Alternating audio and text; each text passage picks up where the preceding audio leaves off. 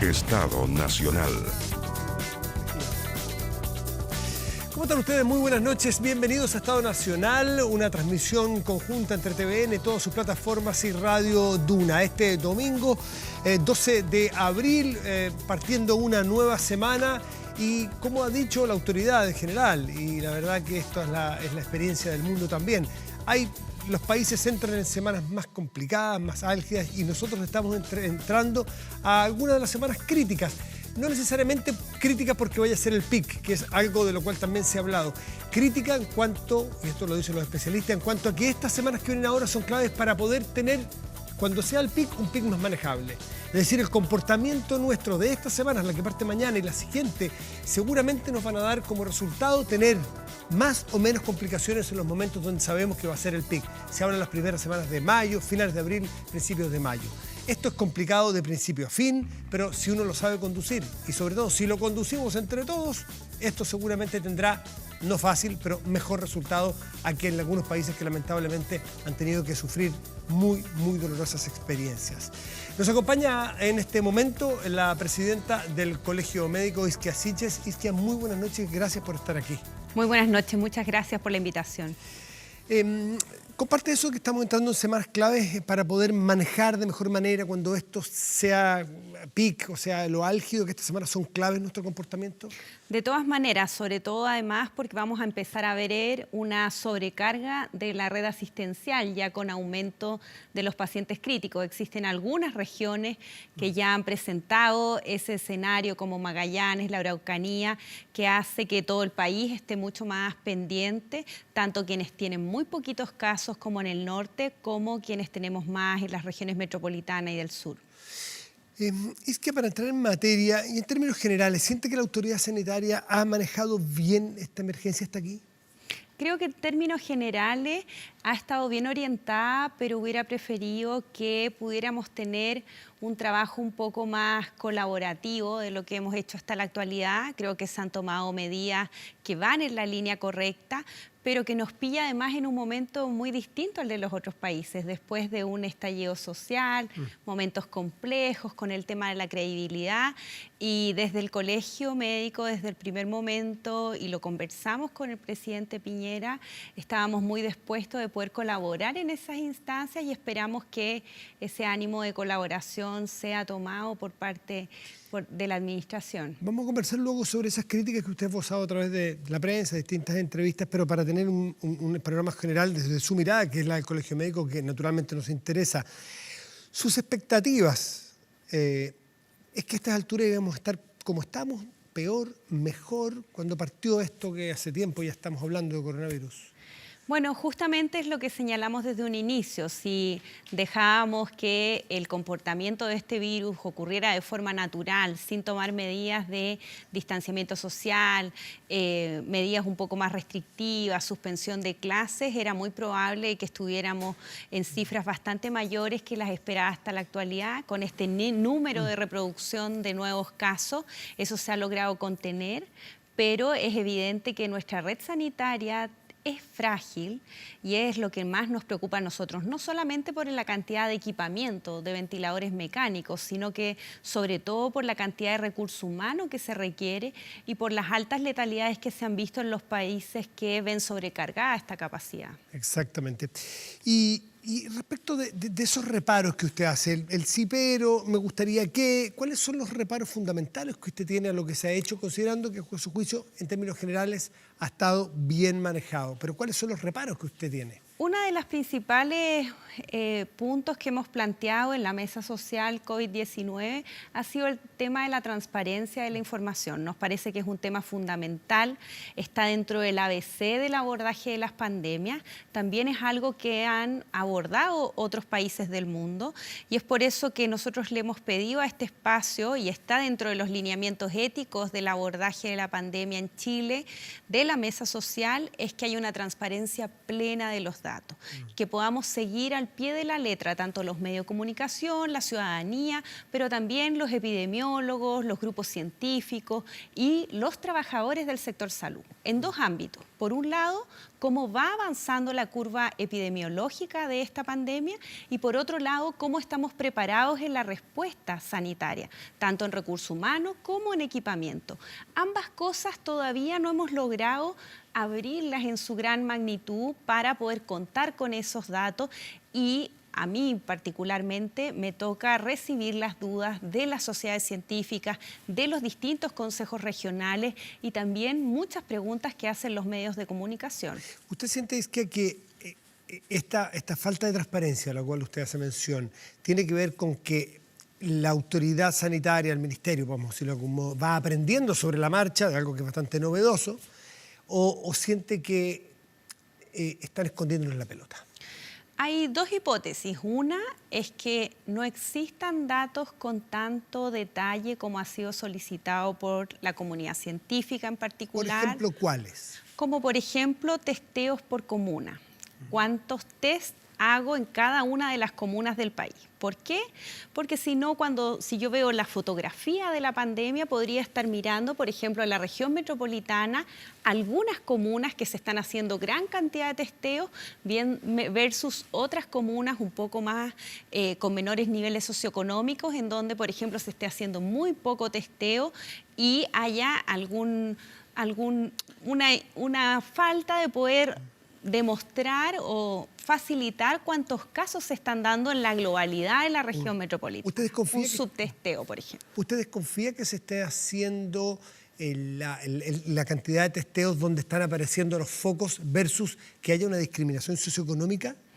Hay distintos aspectos. Algunos fueron planteados por la Sociedad Chilena de Infectología, que ha sido que desde un inicio se nos prometieron más de 8.000 testeos diarios. Y si uno ve las curvas, hemos bordeado entre 2.000, 3.000, a veces hemos sobrepasado episódicamente los 7.000, pero la verdad es que tenemos algunos problemas en insumos, en medios de transporte, en reactivos, que hacen que este número que esperaríamos tener más amplio, porque en eso se basa la estrategia chilena. ¿Pero ha ido creciendo? Hubo 3.000, ayer hubo 5.800. Ha ido oscilando.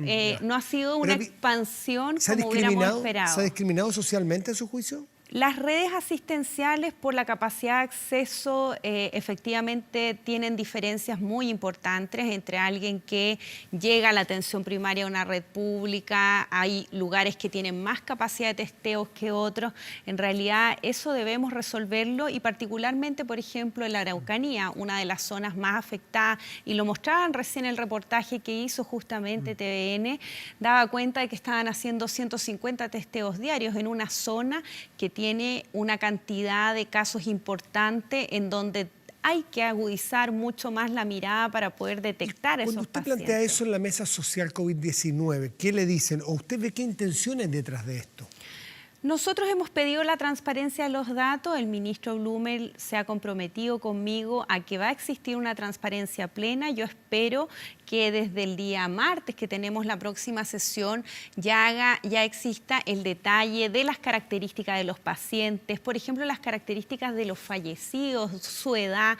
Muchas veces cuesta llegar a los orígenes de esos casos, como también poder ir destrabando el tema de la respuesta sanitaria asistencial. Eso es algo que también le haría muy bien a la salud mental de todos los administradores de la red y a todos los equipos de salud, que todos están muy ansiosos de saber con certeza cuándo y cuáles van a ser los equipamientos que van a llegar y cómo se está organizando el recurso. Esto no es para pillar al gobierno, es justamente para reconocer si, por ejemplo, el día de mañana no tenemos la capacidad de testeo o no tenemos la capacidad de ventiladores mecánicos, poder cambiar la respuesta y poder reorientar. Entonces vamos a tomar estas otras medidas o vamos a hacer cierre precoces de algunas ciudades.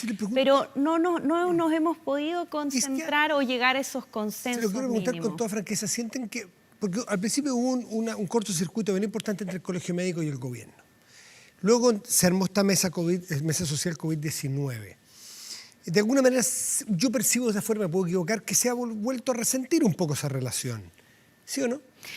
Nosotros llegamos con la mejor voluntad a trabajar en esta mesa, pero tenemos las mismas preguntas de los equipos de las sociedades científicas, de los equipos profesionales que teníamos el día 1.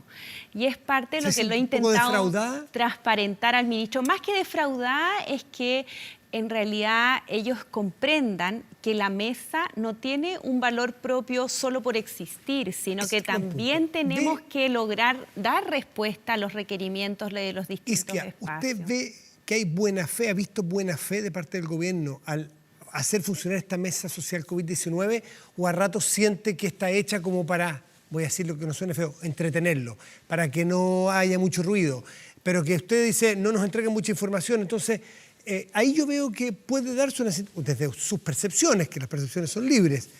¿Siente que a ratos la COVID-19 está un poco armada para tranquilizar a quienes se oponen a las políticas de este gobierno? Hay personas que han retratado que esta mesa podría tener esa señal. ¿Y usted Yo me cómo lo sentiría siente? muy defraudada si fuera así. Creo que hay sectores del gobierno que genuinamente quieren recibir la mano y la colaboración del Colegio Médico, de las comunidades científicas, del mundo académico.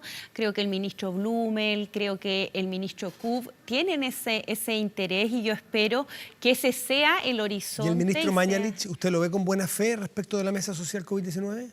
Lo desconozco, creo que una buena señal justamente para no percibir eso sería partir transparentando los datos, que son muy relevantes para poder conversar, poder explicarnos también parte de las estrategias gubernamentales, porque gran parte de la ciudadanía cree que la mesa social COVID o el consejo asesor definen las cuarentenas o que éstas sean parciales, comunales. Eso no es así, pero ni siquiera hemos tenido acceso a que nos puedan dar cuenta de los fundamentos técnicos que están detrás, los criterios o los mapas georreferenciados que demuestran dónde están los casos.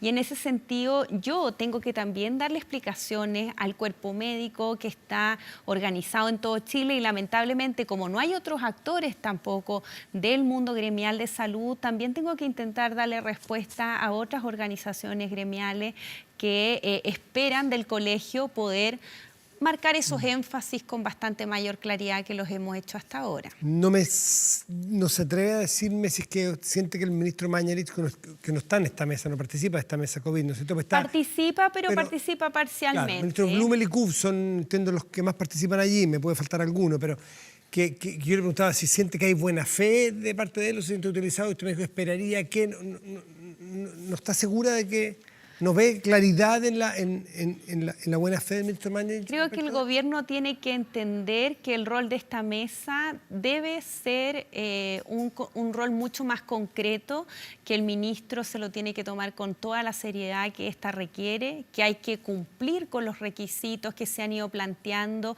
o con las solicitudes que son de pleno consenso, como el tema de la transparencia de la información. Hay muchos requerimientos de alcaldes que quedan muy postergados en el mismo proceso, y creo que quienes representamos a organizaciones dentro de ese espacio a veces nos vemos un poco sin margen de poder decir algo, porque es tomado por la prensa y por los sectores de gobierno como un ataque, pero en realidad creo que las recomendaciones que hacemos como Colegio Médico son justamente para permitir que el país vaya avanzando. Usted dice los alcaldes que participan en esta mesa social COVID-19, los alcaldes han pedido, muchos de ellos, hubo 100 y tantos, 150, que escribió una carta pidiendo una cuarentena mucho más amplia, mucho más profunda, mucho más amplia a nivel país. Y este gobierno o las autoridades sanitarias han optado por las cuarentenas progresivas, entrando, saliendo, dividiendo comunas, es decir, han hecho un manejo distinto. ¿Usted le otorga al gobierno al menos el reconocimiento de que ese manejo de las cuarentenas ha dado el resultado hasta aquí esperado? Creo que hoy día estamos demasiado precoz en esta pandemia para hacer evaluaciones del rendimiento del gobierno. Sí creo que hay un tema de que estas políticas, al momento de insertarlas o aplicarlas dentro de algunas comunas, hay que lograr hacer un trabajo territorial con los alcaldes que están más cercanos a la ciudadanía, que no es solamente donde están los mapas de incendio de los principales casos. ¿Usted estaría más cerca? Eso faltaría algún trabajo un poco más cercano. Si usted tuviera que optar entre dos caminos, se bifurca el camino, las políticas de cuarentena que ha aplicado el ministro Mañalich y su equipo, por ponerle un nombre, y las que solicitaban mayoritariamente los alcaldes, ¿usted es más partidario de cuál de estas dos vertientes? No podría evaluar cuál es mejor porque todavía no tenemos transparencia. Pero hay que tomar una decisión. Pero la diferencia es que el gobierno tiene acceso a datos y lo único que nosotros hemos pedido como colegio es justamente no enfrentarnos a esta pandemia a ciegas. Necesitamos, para saber si partir en 2 Puente Alto es una buena o mala medida, tener acceso a la información que tiene el gobierno. Esto ha pasado en todos los países del mundo. Cada vez que hay conflicto en torno a materia de información, y creo que ha sido el llamado en distintas columnas de opinión que hoy día han circulado por los diarios nacionales, esto es algo relevante. Esperaría yo que el gobierno no lo subestime, que el ministro Mañalich no lo subestime, como que son grupos de personas que están... Hoy día a mí me toca representar a la comunidad médica de todos los colores políticos, me toca representar también, y lo hemos conversado con las sociedades científicas que también tienen un amplio espectro dentro del desarrollo, pero quienes necesitan datos para poder dar seguimiento a lo que ocurre en el país. A veces algunos críticos suyos han dicho que más bien las declaraciones de Isquia Siches obedecen más a su partidismo político o más que a su condición de representante de un gremio profesional, de los médicos. ¿Qué responde usted a eso? Lo ha escuchado, ¿no? Sí, lo he escuchado y en realidad me ha llamado mucho la atención. Ha sido parte de este impacto de un nuevo rol mucho más activo en esta pandemia, pero en realidad mi rol siempre ha sido representar al colegio médico, independiente de mis percepciones personales políticas que me han intentado llevar a una esquina como si fuera una trinchera. Yo participo con un equipo muy diverso, muchos independientes, personas que no tienen militancia, personas que militan en el más amplio espectro de la política. ¿Milita?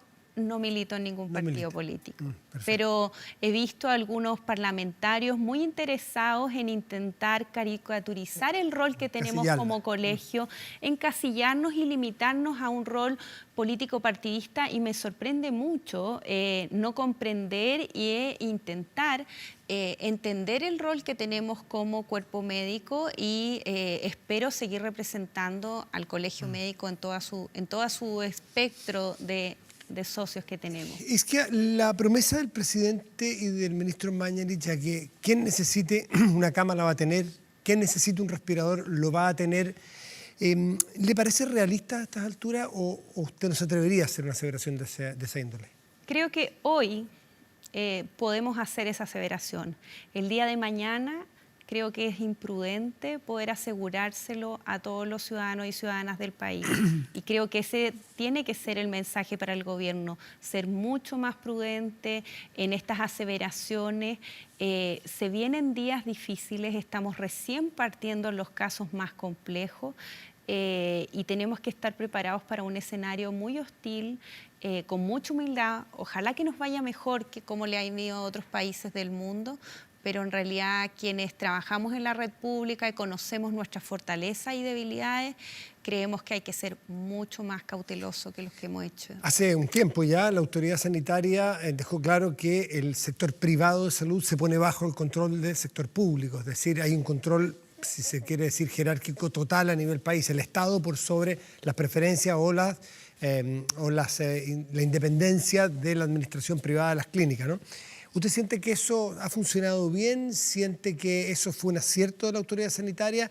¿O siente que no se ha prestado toda la colaboración del sector privado? ¿Cómo lo ve usted? Creo que es un acierto, pero creo que el gobierno tiene que tomar ese énfasis, y está dentro de los valores éticos de la mesa social, de transparentar de aquí no van a existir personas de primera y de segunda categoría. Y creo que además abre una oportunidad súper interesante de poder previsualizar también cómo estas estrategias sanitarias en el futuro vamos a tener discusiones de quizá nuevas configuraciones. Creo que no va a ser solo una discusión en Chile, va a ser una discusión en el mundo de justamente cómo tenemos sistemas sanitarios robustos que permitan que todas las personas tengan acceso, porque estos virus no terminan discriminando, pero sí terminan impactando justamente en la población de un nivel socioeconómico más bajo. Respecto del nivel de de insumos, por ejemplo, ¿usted qué le cuentan sus compañeros de la red pública, que siempre son los que son más afectados, sobre todo en regiones? ¿Cómo está la garantía de los insumos para la atención de la gente cuando vengan los momentos más difíciles? Bueno, por la escasez de stock, este ha sido un virus bien democrático porque ha terminado afectando a la red pública y privada. Han faltado elementos de protección personal en ambos ámbitos y es por eso que nosotros estamos haciendo sondeos semanales. La primera encuesta era bastante dramática. Más del 85% de los funcionarios, que contestaron más de 7.000 funcionarios a nivel nacional, no tenían los elementos de protección necesarios. Y ahora que hay un uso masivo de las mascarillas quirúrgicas, estamos bien preocupados de que tengamos escasez justamente de estos elementos tan necesarios y porque nuestro personal de salud también está preocupado de preservar su salud, no contagiar a sus propios familiares.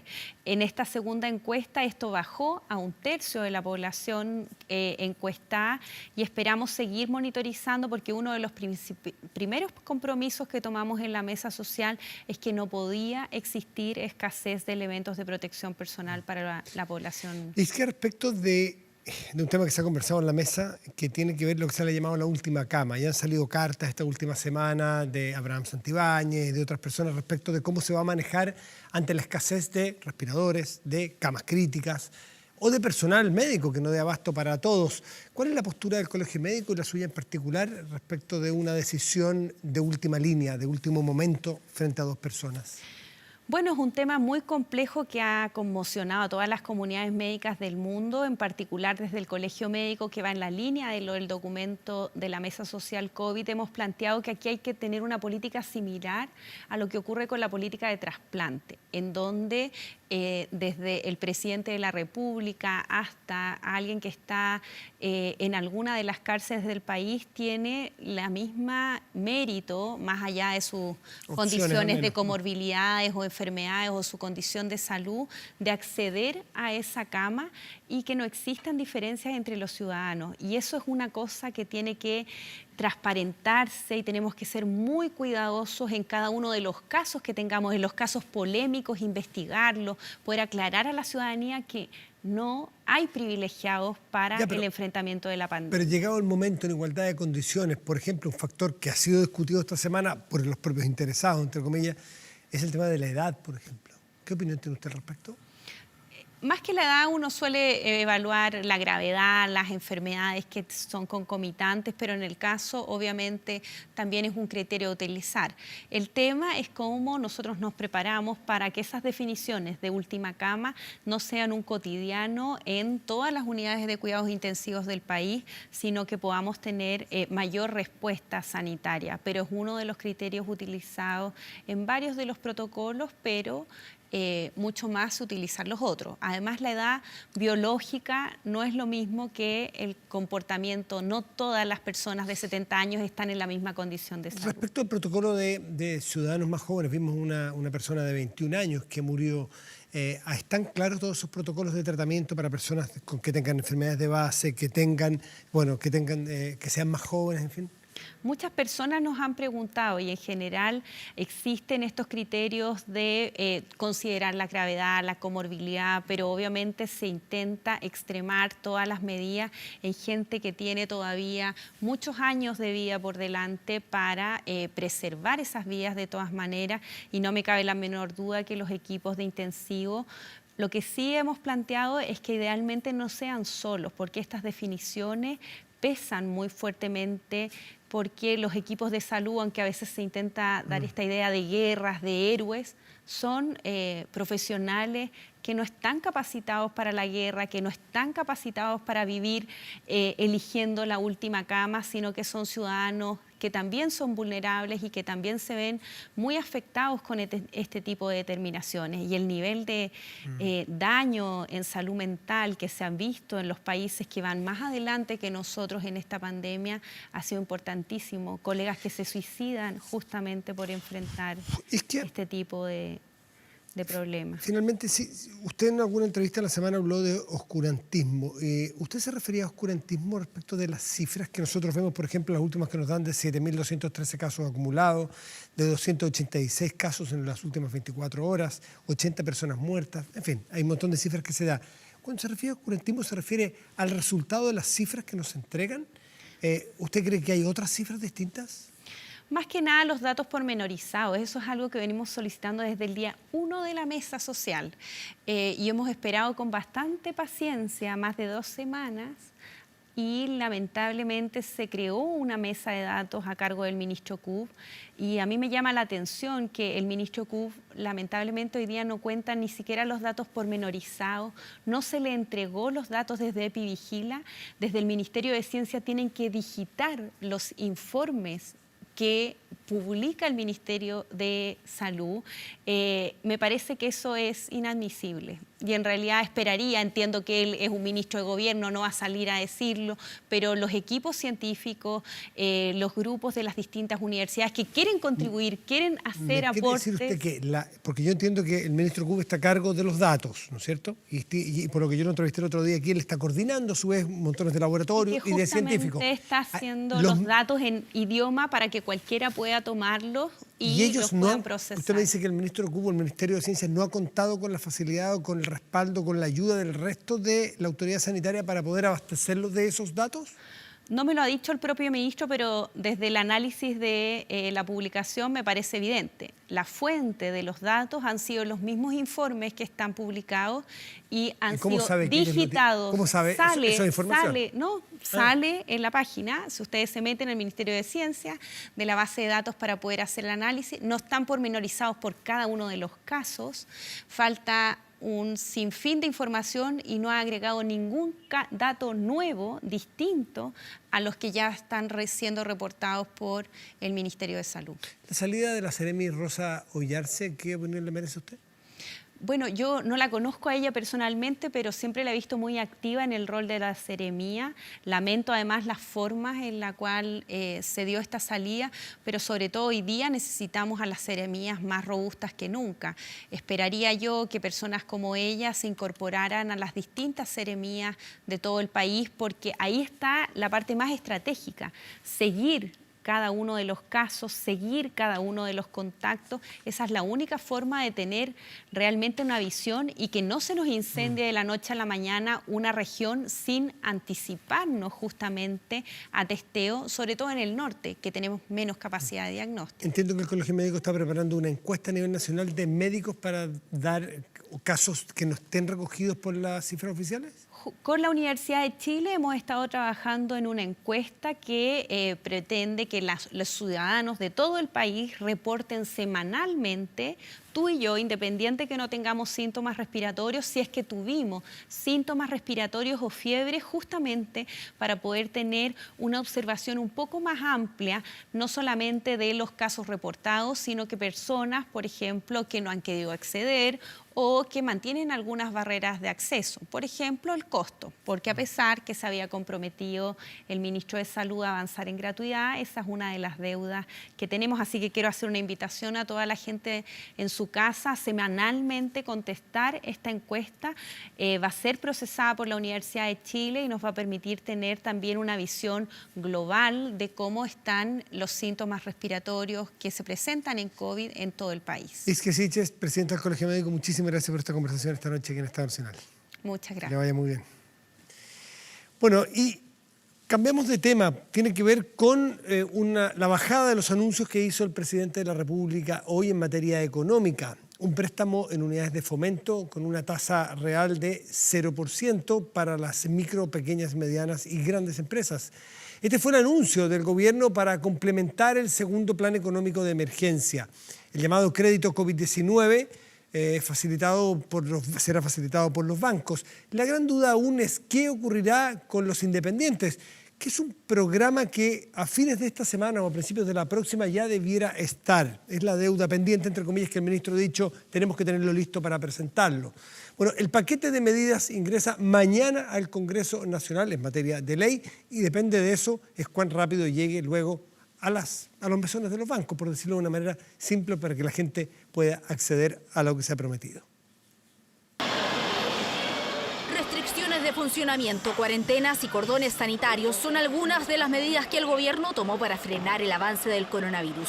Disposiciones para proteger a la población, pero que han golpeado el bolsillo de las empresas, sobre todo el de las más pequeñas. Por eso que el gobierno lanzó un segundo paquete económico que busca paliar los efectos. Es la llamada línea de crédito COVID-19 que alcanza los 24.000 millones de dólares. Recursos que otorgarán los bancos, pero con garantía del Estado. La gran duda era hasta ahora cuál sería la tasa de interés. Hoy el gobierno la estableció. La tasa está fijada en términos nominales. Y si descontamos la inflación esperada, la tasa real, que es la que realmente importa, va a ser negativa o cero, según cómo evolucione la inflación futura. La medida aplicará para las micro, pequeñas, medianas y grandes empresas. Podrán pedir un crédito con un monto igual o menor a 3 meses de ventas sin intereses y hasta en 48 cuotas con 6 meses de gracia, siempre considerando el valor de la unidad de fomento. Que si usted pidió prestada una UF, ¿cierto?, va a terminar pagando una UF. Ahora, el monto nominal es mayor porque hay inflación asociada, entonces si la UF tiene un valor X hoy día, va a tener un valor un poquito mayor mañana. Según el gobierno, los créditos COVID-19 beneficiarán a 1.300.000 clientes. La Asociación de Bancos e Instituciones Financieras informó que todos los miembros de la organización participarán del programa económico. 11 bancos en total que aplicarán el 0% de tasa de interés. Los créditos se le podrán entregar a empresas que vendan de forma anual entre 0 y 1 millón de UF. En el mundo de las pymes celebraron el anuncio de la moneda, lo calificaron de histórico, pero también dieron cuenta de sus preocupaciones. Nos preocupa que hoy día solamente existen 150.000 emprendedores que a los bancos les prestan plata. Hay más de 800.000 micros, pequeñas y medianas empresas que nunca han accedido a la banca, que nunca los bancos le han prestado plata. Por lo tanto, la gran incógnita que tenemos es cómo ellos hoy día van a acceder a estos anuncios hechos por el gobierno. Acabamos de terminar una reunión con el ministro de Hacienda, donde quedamos que además estamos trabajando un paquete para todos los emprendedores no formales que no tienen acceso a banca formal. El destino del dinero que se facilitará a las empresas será para mantenerlas operativas. Podrá utilizarse para pagar sueldos, arriendos, obligaciones tributarias y cumplir con los proveedores. Plan económico de emergencia que incluye el ya anunciado fondo de 2.000 millones de dólares para apoyar a familias vulnerables e incluso a aquellos con ingresos informales. La iniciativa entra este lunes al Senado con discusión inmediata. De ser aprobada en el Congreso, comenzaría su aplicación. Bueno, estamos aquí en estudio con el ministro de Economía, Lucas Palacio. Ministro, buenas noches, gracias por estar aquí. Muy buenas noches, Matías. Ministro, desde el anuncio el día martes o miércoles a la bajada que hace el presidente hoy, de manera sorpresiva, nos imaginamos, porque para serle bien franco, estábamos aquí en el canal en la mañana, nos sorprende este punto de prensa del presidente y pensamos que venían nuevas medidas porque se sabía que faltaba todavía el paquete para los independientes. Y de hecho varios canales pusieron nuevas medidas, el presidente anuncia nuevas medidas, y no eran nuevas, sino que eran explicativas o bajadas a las que ya existían. Pasaron 4 o 5 días. ¿Qué pasó en esos 4 o 5 días? ¿Que los bancos estaban renuentes a las condiciones que el presidente anuncia hoy día? Yo diría que no. Aquí una gran dificultad, Matías, es poder explicar a la gente de qué se trata este plan que estamos haciendo. ¿Cómo les va a llegar a ellos? Esta crisis del coronavirus es una crisis sanitaria muy profunda, pero que ya está empezando a dejar una huella muy importante en lo que es la economía. Y hay muchas personas que están perdiendo su empleo, hay muchas personas que están perdiendo su empresa, y entonces quieren conocer más cómo va a funcionar esta situación.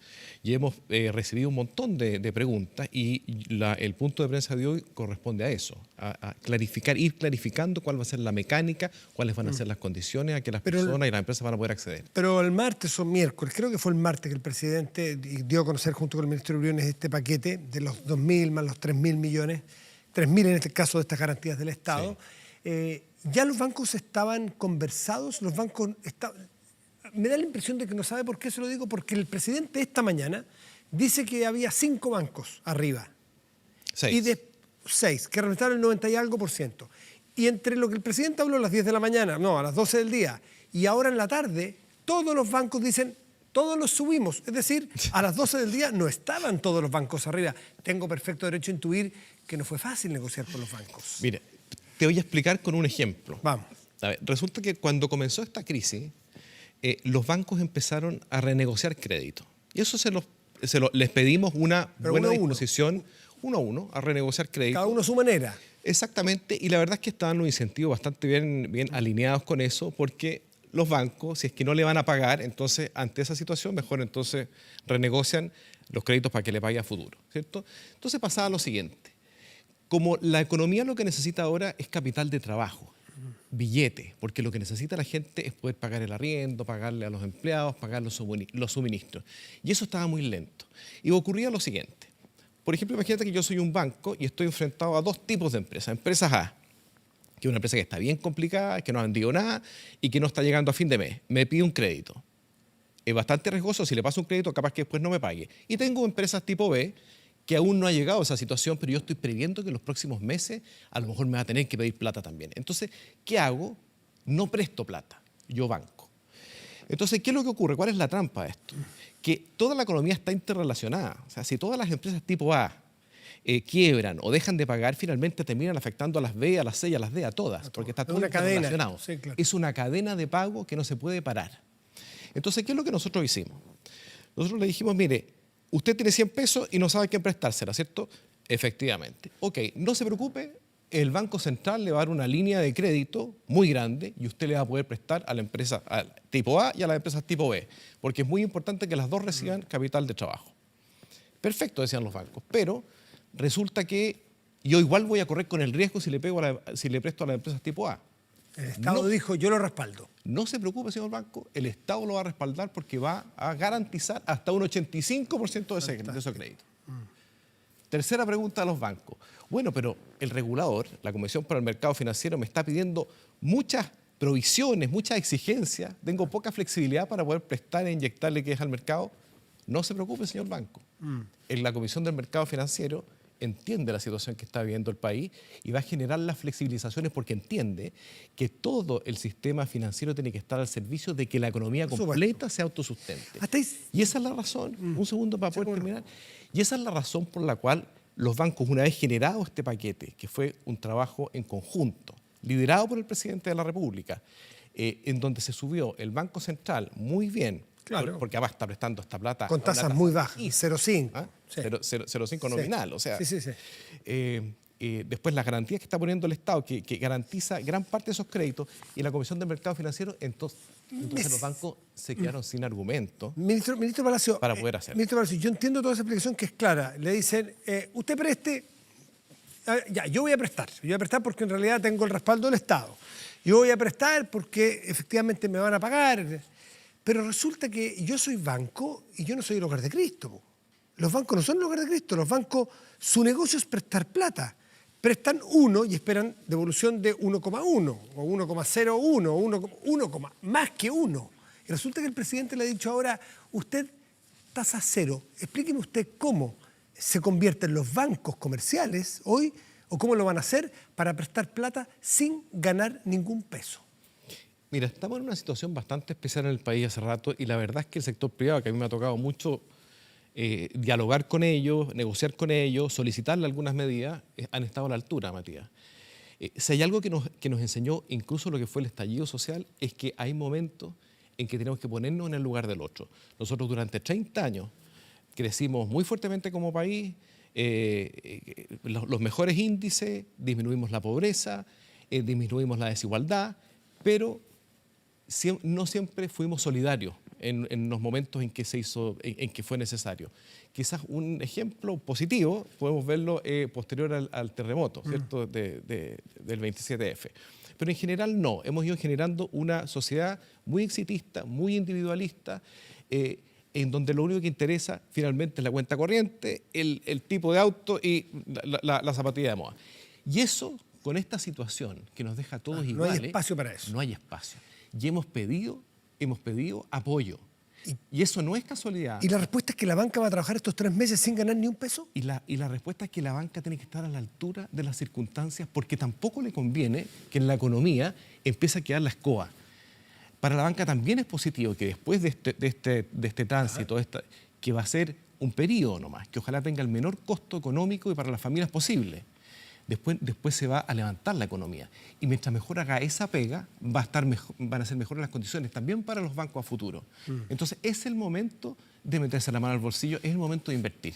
Ya, y es por eso que usted tiene la certeza o tiene la convicción de que los bancos van a tener el incentivo para salir a abrir nuevas líneas de crédito a costo cero. Mire, y además hay una petición del presidente, porque se ha hablado que, mire, ¿por qué el presidente no le exige? La verdad es que cuando el presidente se reúne con los bancos, el presidente se pone en los zapatos de las pymes, de la persona que perdió el empleo, los defiende a ellos. Entonces, digamos, es una petición bastante dura, porque lo que se exige hoy en día es que estemos todo, el sector público y el sector privado, a la altura de las circunstancias. Estamos en una situación en que somos todos iguales frente a lo que estamos viviendo. Entonces necesitamos un paso más allá y eso es lo que ha pedido el presidente. Ahora, nadie les pide que necesariamente que dejen plata sobre la mesa, simplemente que trabajen con un sentido social muy fuerte en estos meses, porque va a ser positivo para la economía y va a ser positivo también para los bancos. Pero no van a poder cobrar créditos por estas nuevas líneas de crédito, ¿no es cierto? No van a poder cobrar intereses, perdón, ¿no es así?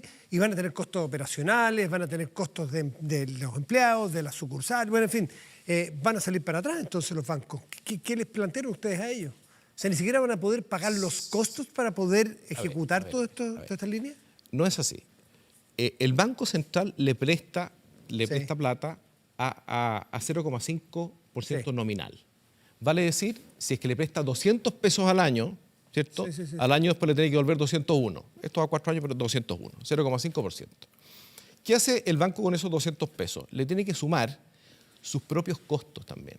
Es decir, el costo las remuneraciones, los sistemas, porque le estamos pidiendo sistemas estandarizados, que ojalá sean sistemas digitales para que todo esto sea rápido, porque de nada sirve que haga todo este sistema para que finalmente los créditos lleguen en noviembre o en diciembre. Tienen que ser al tiro, ¿cierto? Tiene que además provisionar lo que son los costos de cobranza al final del crédito. Tiene una serie de costos que se los va a cargar al crédito. Y eso va a significar que va en vez de ser 0,5, va a ser 0,5 más cerca de un 3%. Eso en términos reales, en términos de UF, es un UF puede más que dé más cero. Perfecto. Ahora, esto requiere ley. El requerir ley no sabemos, siempre hay incertidumbre. Como entra, me imagino que será discusión inmediata. En el mejor de los casos sale muy pronto. En el mejor de los escenarios, ¿cuándo cree usted, ministro Palacio, que la gente ya va a poder ir a ventanilla, por así decirlo, para llevarlo a casos reales? En rigor podría ir a partir de mañana, porque va a tener un efecto retroactivo a la ley. Ahora, hay que comprender que los bancos van a preferir que esté aprobada la ley para poder tener estas garantías y para poder trabajar con mayor libertad sobre esta materia. Yo pienso que de aquí a la semana subsiguiente ya las personas podrían ir sin ningún problema, si es que está aprobada la ley, que yo espero que se apruebe muy rápido, al banco. Esto es para créditos, líneas de créditos nuevos, es decir, para capital de trabajo. Eso es súper importante. Para trabajar de aquí en adelante. Lo que también estamos exigiendo es que si hay una persona que tiene un crédito vigente, que ese se postergan las cuotas. Esta línea de créditos es específicamente para inyectar liquidez al mercado. Claro, eso es nuevo. No sirve para pagar una deuda vigente, tampoco sirve para repartir dividendos, ni para pagarle a un tercero. Sirve para que esa empresa se reactive, es decir, pueda pagar su arriendo, le pueda pagar a sus trabajadores, pueda pagar a sus líneas de suministro. Pueda comprar materiales para poder seguir produciendo. Exactamente. Abastecerse. Exactamente. Ya. Para eso es. Ya. Esa es la línea hacia adelante, ¿no es cierto? Hoy me llega un bidón con agua para poder seguir caminando hacia adelante.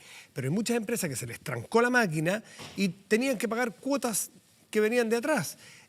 Y los bancos algunos ofrecieron de manera autónoma, cada uno chuteo 3 meses, 6 meses, me lo paga al final. ¿Se estandariza eso? Se lo hemos estado pidiendo. La verdad es que la flexibilización de la Comisión para el Mercado Financiero le da unas herramientas similares a todo. Y la verdad es que han avanzado bien de eso. Hay 625.000 solicitudes entre empresas y personas en el último mes y medio que le han hecho a los bancos. El 92% está cursado, que son básicamente postergaciones, pero muy poco crédito nuevo. Y la economía no se nos puede trancar. Necesitamos inyectar capital para que exista este sistema de pago en forma sana. Entiendo. Y aquí no hay distensión, por eso que hemos aumentado a empresas hasta por 1 millón de UF. todas las empresas son importantes. Las empresas más grandes son como especies de locomotoras que arrastran a miles de pequeñas proveedores. empresas, tienen muchos empleados, y la verdad es que lo que nos interesa es que la economía se mantenga lo más sana posible durante Y tiene muchos proveedores chicos, que son pymes. Claro, porque dependen No de la solo- empresa grande. no solo Entonces, sus cuando empleados. de repente hay una empresa grande y dice, mira, yo estoy con problemas, también hay que preocuparse de que tenga las herramientas para que pueda salir adelante, y es por eso que hemos aumentado hasta por ventas de 1 millón de UF. Cuando Juan Pablo Soto, el presidente de la multigremial, dice, bueno, está bien, muy atinadas las propuestas, pero resulta que, dice textualmente, nos preocupa la masividad que vaya a tener esta medida, debido a que hoy solo un 20% de las pymes accede al mundo financiero, es decir, o al sistema financiero, es decir, todo esto está estupendo, pero es para el 20% y el otro 80%. ¿Qué medidas tiene el gobierno planeadas poder presentar? Mira, hay dos cosas. De estos 625.000 créditos que te hablé, hay 98.000 que corresponde a pymes, Ya. que han ido durante este tiempo a pedir renegociaciones de sus deudas. Y efectivamente hay un porcentaje importante, que es de casi un 60% que no está bancarizada. Tenemos un plan de bancarización en el Banco del Estado. Pueden acercarse para que rápidamente obtener sus créditos y bancarizarse. Y además estamos buscando otras formas de poder hacer llegar esos créditos, por ejemplo, a través de las cooperativas de crédito y de otros sistemas que tienen una capilaridad suficiente para poder llegar a esas personas. Hay muchas personas, además, Matías, que no son empresas, pero son personas que tienen iniciación de actividades. También a ellas las queremos incorporar dentro de esta lógica. Claro, decía Juan Pablo Suet que hay muchas empresas a las cuales nunca, dice, son casi 800.000 emprendedores que hoy día, al día de hoy, no estaban bancarizadas y que nunca les han prestado dinero.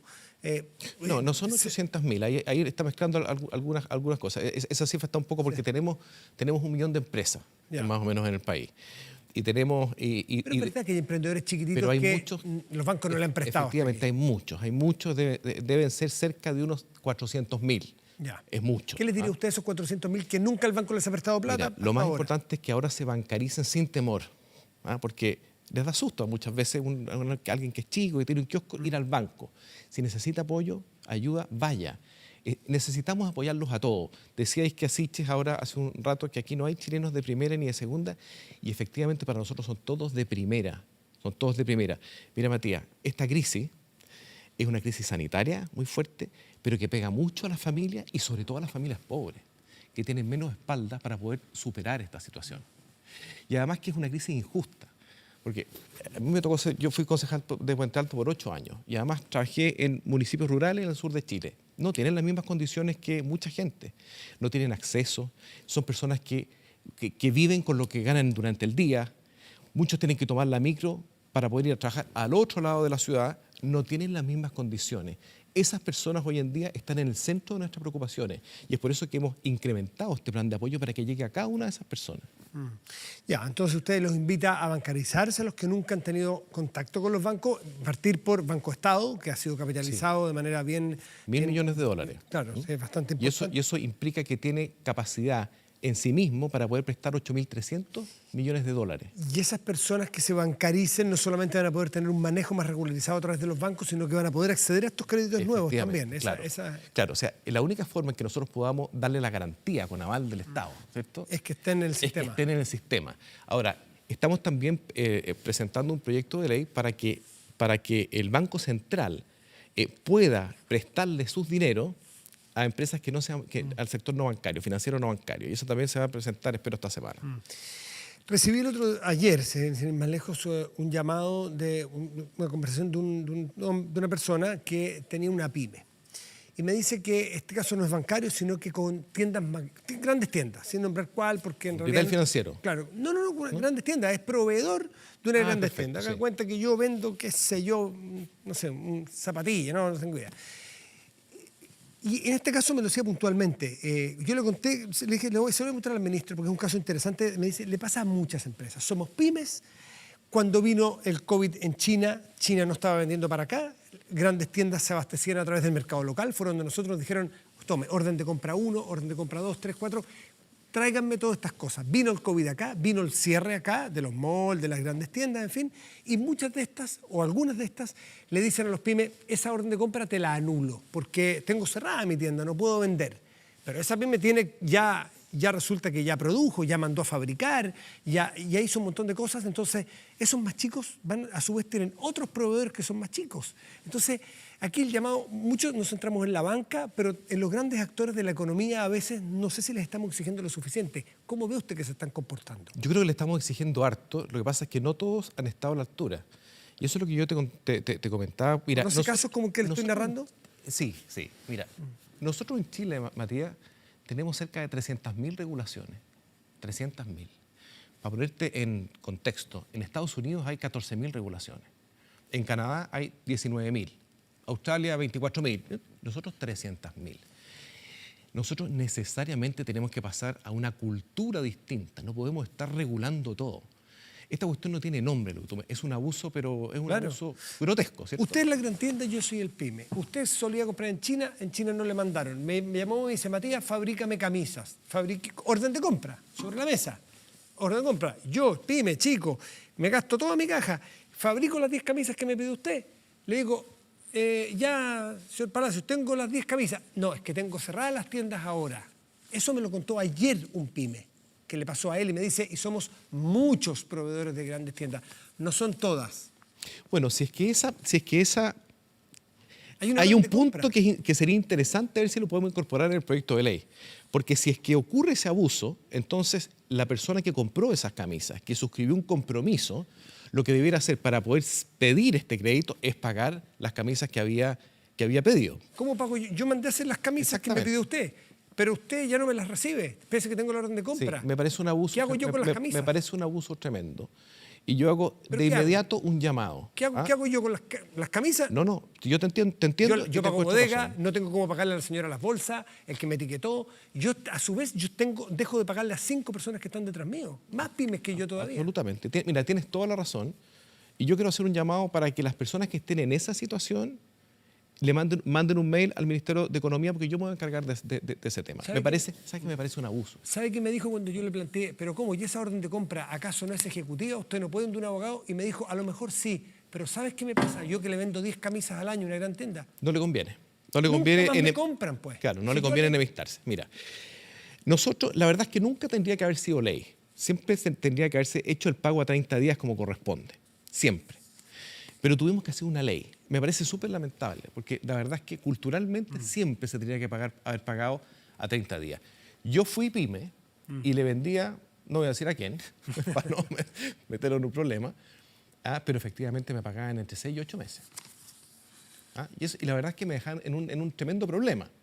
Y además que si después había un problema con el producto, el que tenía que responder era yo. El problema que se rompía, que le pasaba, no él. Entonces existe ese abuso y que rápidamente tenemos que ir rompiéndolo a esta especie como de capitalismo 2.0, porque esta situación, yo soy optimista respecto de algo, de lo que está pasando ahora, que nos tiene que necesariamente hacer ponernos en el lugar del otro, porque entre todos finalmente nos necesitamos, porque si es que yo tengo un maltrato con el compadre que me provee las camisas, finalmente lo que voy a hacer es que esa persona no me va a tener la suficiente confianza. Deje que usen el ejemplo. No eran camisas, eran, entiendo que chalecos, algunos de los productos distintos que le mandó a fabricar. Resulta que me decía esta persona, me dijo, el problema es que cuando vuelvan a funcionar, me van a decir, ya, aquí está la orden de compra, tráeme los chalecos. ¿Tú crees que los chalecos en julio van a costar lo mismo cuando me los pidieron a mí en marzo? Me van a pedir probablemente que entren con un 40% de descuento. ¿Y quién crees que va a financiar ese 40%? ¿Yo, que soy de este porte, o el más grande? Entonces, mira, ¿cómo ejecuto yo una situación que le dice usted? Claro, no podemos estos abusos, pero ¿cómo se hace para que no... Mira, es muy mande un mail, dice usted. Un mail al Ministerio de Economía o al CERNAC. Ahora, yo entiendo que esa persona no quiera mandar el mail porque finalmente se va a se autoelimina de las bases de datos. Se va a autoeliminar de las bases de datos, o sea, no le van a comprar más chalecos, ¿cierto? Pero por eso es que es importante que el cambio cultural. La voluntad mueve mucho más montaña que lo que mueven los decretos. Y es por eso que nosotros hemos pedido buena voluntad y hemos observado, a mí lo que me ha tocado, buena voluntad. Te doy un ejemplo. ¿Está viendo un cambio de cabeza usted? Yo creo que hay un 2.0. Yo creo que sí, lo hemos estado empujando ya desde el momento del estallido, empezamos a trabajar en esto. Empezamos a trabajar incluso a nivel de CPC, en ese momento con Suez, y ahora vamos a continuar con Sutil, que han hecho un muy buen trabajo y la verdad es que se han puesto a disposición. De partida han juntado un montón de plata para poder colaborar, son más de 80.000 millones de pesos, que es bastante.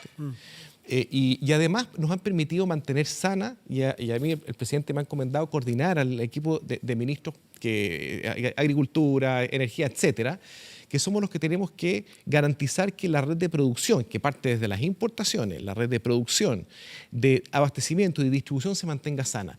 Y eso no es nada fácil, eso pasa porque muchas empresas tienen que estar trabajando con mayores costos, con distintos turnos, y lo están haciendo para poder generar los bienes y servicios que necesita la gente para poder superar esta etapa de la mejor forma posible, que también es una cosa bien compleja. Yo he visto una buena disposición y estoy seguro que esta situación es un golpe también a la soberbia.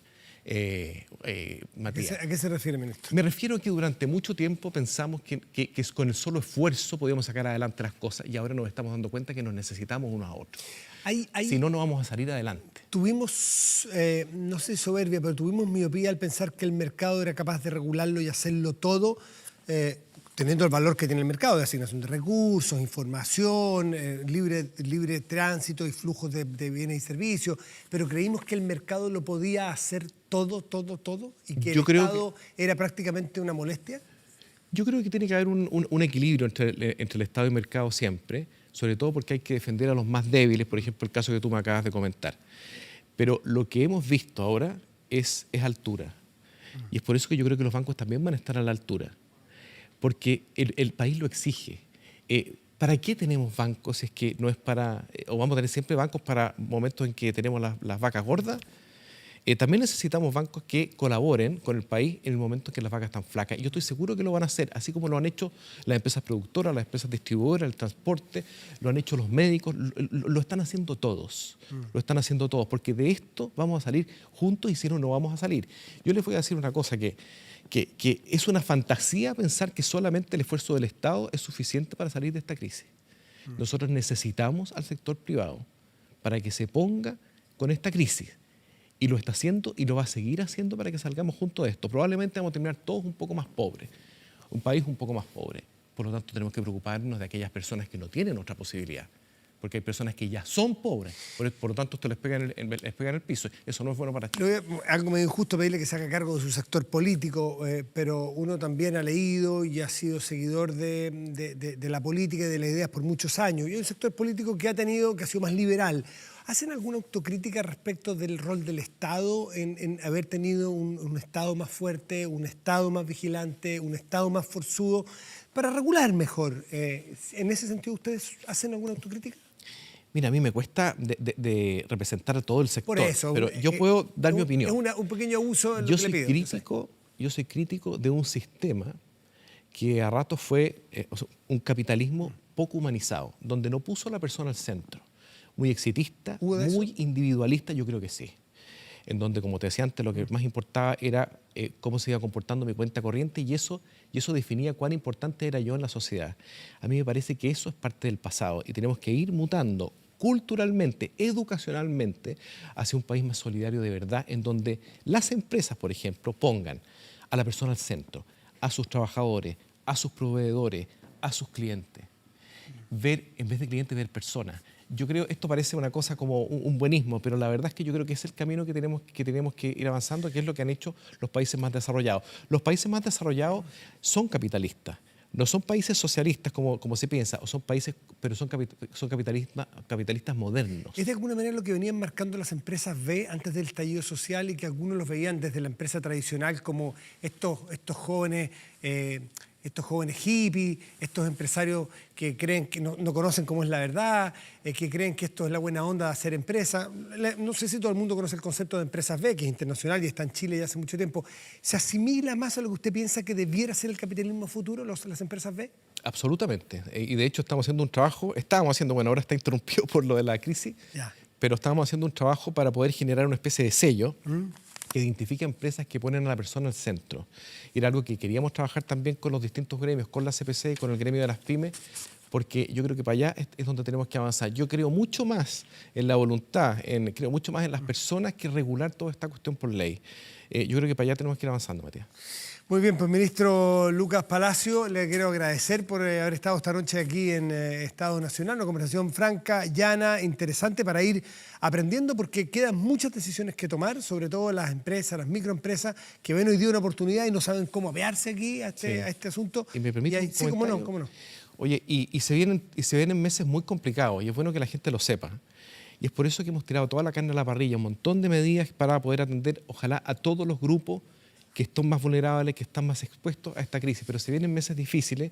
Yo lo que pido es la colaboración máxima de todos, porque es la única manera que vamos a poder salir adelante, sobre todo las personas que más pueden apoyar, que son las personas que tienen más espalda, las personas que toman decisiones, los empresarios, las personas que tienen posiciones de poder y también los políticos.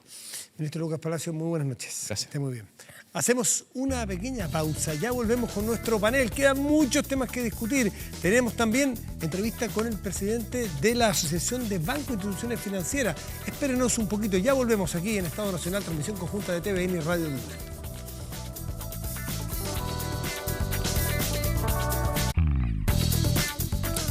Ya estamos de vuelta aquí en nuestra mesa, en nuestro panel de conversación en Estado Nacional, transmisión de TVN y Radio Duna, transmisión conjunta. Presentamos de inmediato a los miembros de este panel. Nicolás Eizaguirre, ex ministro de muchas cosas. Señor Eizaguirre, muy buenas noches, gracias por estar aquí. Hola Matías, gracias por invitarme. Valentina Quiroga, ex subsecretaria de Educación, pero ya panelista ya en la casa también. Valentina, gracias. Buenas noches a todos. Muy buenas noches. Gonzalo Miller, muy buenas noches, no requiere presentación tampoco. Don Francisco Undurraga, la semana pasada lo hemos presentado como diputado de Ópolis, hoy día lo presentamos como vicepresidente de la Cámara de Diputados. Francisco, muchísimas gracias por estar aquí. Muchas gracias a ustedes por haberme invitado. Valentina, hoy día Valentina publicó una carta en el diario, bueno, y tiene que ver con su rol de ex subsecretaria, y que los temas también tuvo en Educación 2020, los temas de educación los conoce al dedillo, y esta decisión del gobierno de partir mañana con las vacaciones de invierno. Un hijo mío de 9 años me dijo el otro día, esto es una estafa. Eso me lo dijo mi niño que tiene 9 años. No es ni una chocura, se lo planteé al ministro de Educación allá afuera y se reía, pues tiene su lógica. Es una estafa, y mis vacaciones de invierno, dijo, no van a venir después en julio, me dijo. Es que no han parado las vacaciones. Tiene 9 años. Es que ese es el punto. Él las consideró. Alcanzaron a estar 3 semanas en clase. Es que el no tener clase no necesariamente son vacaciones, pues, y ese es un punto bien profundo, más allá de lo que te puede decir un niño de 9 años. Valentina, ¿cuál es el punto que tú tienes al respecto?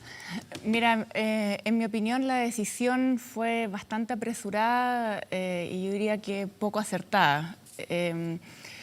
Creo que además esa decisión obedece a una visión bastante estrecha del rol que juega el sector educativo en la sociedad. Y yo lo que primero quisiera sugerir es que el Ministerio de Educación, porque las decisiones que tiene que tomar son difíciles, o sea, estos no son tiempos complejos, creo que eso no está de más recordarlo, y por lo tanto que el Ministerio pudiera tener una mesa, un espacio donde pudiera plantear y anticipar este tipo de reflexiones, creo que le ahorrarían bastantes problemas. Ya tuvimos previamente el problema de discutir mediáticamente la suspensión de clase o no. Hubo muchas vocerías distintas en muy poco tiempo, donde los alcaldes del propio sector se fueron en el fondo en contra de lo que el gobierno estaba diciendo que aquí se está repitiendo lo mismo. Entonces la primera sugerencia sería esa. Segundo, plantear que lejos la prioridad, después obviamente la salud de las personas, yo diría que es el bienestar psicoafectivo de las y los estudiantes y por lo tanto perder el contacto con las familias y por lo tanto profundizar de alguna manera el aislamiento social. A mí me parece que es muy riesgoso, más aún en un país con los índices de violencia intrafamiliar que existen. Seguido que, además, a mí me parece bastante paradójico, que cuando sabemos que la mejor arma para combatir esta pandemia es el comportamiento de las personas, el sistema educativo se vaya de vacaciones. Entonces, perfectamente, por ejemplo, los profesores, los equipos sociales podrían haber estado apoyando la estrategia país de poder transmitir, ¿cierto?, a las personas respecto a cuál es el comportamiento esperado. Entonces, yo creo que es una decisión que obedece a una visión bastante estrecha desde el punto de vista del rol del sistema educativo. Y después ya, si nos vamos a las razones pedagógicas, yo diría que hay tiendo a tener mayor alineamiento con lo que el ministro, las razones, ¿cierto?, que ha explicado, pero me parece que la decisión no se condice con el criterio o con el objetivo que él mismo busca. Gonzalo, ¿cuál es tu opinión? Yo creo que el liderazgo que ha puesto el ministro de Educación es un liderazgo bastante sensato, el Herrador Figueroa. Cuando uno lo escucha, tiende a andar bastante bien. ¿Por qué? Porque hay una frase de la que yo me afirmo para poder hacer una conclusión. Dijo, cualquier decisión en educación va a tener conclusión primero, si la regresa el 27 de abril o no. Lo que manda son las condiciones sanitarias. O sea, eso es lo que supedita todo lo que los colegios pueden hacer, lo que los alumnos les gustaría o no les gustaría estar en clase. Si lamentablemente se adelantó las vacaciones como una manera, obviamente, de recuperar tiempo lectivo. El gran peligro aquí, ¿cuál es? Es que perdamos el año. Esa es la gran preocupación, eso es lo que hay que evitar a todo esto. Y para eso van a tener que hacer esfuerzos. Y van a tener que hacer esfuerzos los profesores, los papás, los propios alumnos. Todos van a tener que hacer esfuerzos para que este año no se pierda en materia escolar. Y se pueda enriquecer, se pueda cumplir, digamos, con los contenidos académicos y se puedan realizar las clases. Entonces, yo creo que la primera frase dice, para descomprimir el tema de que aquí a nadie lo van a hacer ir a clase el 27 de abril si es que no están las condiciones sanitarias. Pero, por otro lado, uno va viendo de que se van tomando decisiones cada vez más atingentes a lo que está pasando en el momento, en el lugar. Y eso es importante. ¿Por qué? Porque puede ser de que en algunas regiones sí se pueda volver a clase y en otras regiones no se pueda volver a clase. Entonces también vamos a tener que ir adecuándonos en eso. Yo creo que cuando se decretó la suspensión de clases, se dijo el periodo más crítico, el más crítico de la epidemia, de la pandemia, ¿no es cierto?, iba a golpear entre la segunda quincena de abril y los primeros días de mayo, lo que ha ido cambiando el escenario, ha ido cambiando por producto de las decisiones de las personas, de los manejos y todo, pero ese era el escenario base. Dijo, bueno, aparecía razonable tratar de ocupar también las vacaciones como una manera de proteger, ¿no es cierto?, llegar y cubrir ese periodo. ¿Para qué? Para que en el segundo semestre, que va a ser el semestre donde se supone que ya vamos a estar un poco más en normalidad y va a haber clases, tengan la mayor cantidad de clases posibles. Y aquí lo importante, más que respetarle, uno lo lamenta mucho. Ya ha habido años anteriores donde las vacaciones de invierno se han jugado. ¿En función de qué? En función, por ejemplo, de ciertas catástrofes naturales o algunos eventos se han movido. O sea, no es primera vez. Y en este caso, que estamos enfrentando una crisis sanitaria tan grande, me parece razonable que el 27 de abril sea una fecha que esté bajo evaluación de las condiciones sanitarias primero, y segundo, que lo que tiene que ver con si utilizan las vacaciones sean de una manera de proteger el segundo semestre. Francisco Urrola. Yo leí con mucha atención tu carta y de hecho te felicité por la misma porque estoy de acuerdo con varios de los párrafos que tú indicaste. Pero en la misma carta tú señalabas que toda la digitalización todavía era un tema a experimentar, que estaba por resolverse y que los textos eran algo hoy día todavía muy, muy importante. Entiendo y comparto contigo en los hogares que hay violencia y que no se están manejando bien los climas. Tener sin el impulso educativo, digamos, es una situación aún más compleja porque además estás dejando, como tú muy bien lo dijiste en tu carta, estás dejando fuera el colegio o algún mecanismo de control de cómo están esos niños. Pero concuerdo también con lo que la misma OCDE señaló y sugirió. La OCDE también sugirió que se adelantaran las vacaciones en la medida de lo posible. Te recuerdo y les recuerdo a todos los que nos están viendo que la misma prueba PISA hace una evaluación negativa sobre todo en los sectores sociales más bajos en relación al nivel educacional que tienen nuestros alumnos en condiciones normales, que van en un retraso versus las clases más altas de casi 3 años. Entonces, en la medida en que nosotros podamos volver con la mayor cantidad de gente posible a las salas de clase, vamos a poder generar poder luchar contra la inequidad real que existe hoy día todavía en el mundo educacional, que es lo importante, porque nosotros lo miramos desde lo calentito de un sector económico o de un sector de barrios donde efectivamente hay internet, donde efectivamente hay un acceso distinto. Lamentablemente esa no es la realidad de todo Chile. Entonces, en la medida en que nosotros podamos, tal como lo decía Gonzalo, poder equilibrar la salud, por un lado, que es evidentemente lo primordial en este instante, con lo educacional, que va a ser lo primordial hacia el futuro para poder salir no solamente de la crisis, sino salir en una mejor sociedad con gente más preparada. Yo creo que hay que confiar también hoy día en las buenas intenciones y yo creo que con las muy buenas asesorías compartiendo además contigo que se hace necesario evidentemente una mesa y un diálogo un poco mayor para que todos nos sintamos más tranquilos en este proceso de decisión. Bueno, lo más probable es que hacia septiembre vaya a haber más vacaciones de las que suele haber, porque se va a intentar cortar y dar algún descanso a los niños a mitad de año, porque hasta enero, de una sola tirada de junio a enero, lo más probable es que sea muy difícil. ¿Hay vacaciones? Sí, pero seguramente ahí va a haber algo, entiendo que va a poder algo más. Puede dar la semana. Nicolás Izaguirre, ¿qué opinión? Buenas tardes. ¿Qué opinión tiene, además que ex ministro de Educación, Nicolás? Mira, yo prefiero reservar un poco más para cuando entremos al tema de... A mí lo que me interesa, sobre todo, lo estuvimos conversando la otra noche que me entrevistaste, es entender la interfaz entre lo sanitario, lo económico y lo social. Porque muchas veces se trata de entender lo económico, lo social, como un mundo en sí mismo. ¿Cuánto le damos a la familia? ¿Qué hacemos con las pymes? Pero si no entendemos que esto está inextricablemente unido a la estrategia sanitaria, no vamos a entender nada. Entonces me interesa más tocar ese punto, y yo creo que lo educacional tiene que ser subordinado a lo sanitario. ¿Podemos abrir Pero puedo agregar un tema respecto a lo anterior. Sobre todo que hablé tanto, decís tú. Ya. No, pero es que tú mismo te autoinhibiste. Como 21 segundos más o menos. No, pero te autoinhibiste, Nicolás, de que gritando. va a transar los minutos en materia económica después, Valentina. Lo que pasa es que yo creo que la opinión que emites, Gonzalo, se basa sobre un supuesto que el propio ministro ha planteado que no va a ser factible. Y es esta idea de pensar que las casas puedan funcionar como si fueran el colegio. Y por lo tanto que esto va a ser un año en donde vamos a poder transmitir todos los contenidos curriculares. Eso no, por esa razón es que es buena medida tomar vacaciones y no seguir insistiendo. Eso no va a ser así, eso no va a ser así. El año va a ser excepcional y por lo tanto van a tener que haber los ajustes curriculares. Y por lo tanto tomar decisiones pensando que lo que tú vas a tratar de hacer es lograr que el año sea... en el fondo se logre transmitir la mayor cantidad de currículum y todo eso me parece que no es la prioridad del momento. Por eso digo que hoy día el sector educativo tiene muchos más objetivos que no son solamente el educacional. Y desde el punto de vista educacional, el tiempo en la casa no tiene por qué ser perdido.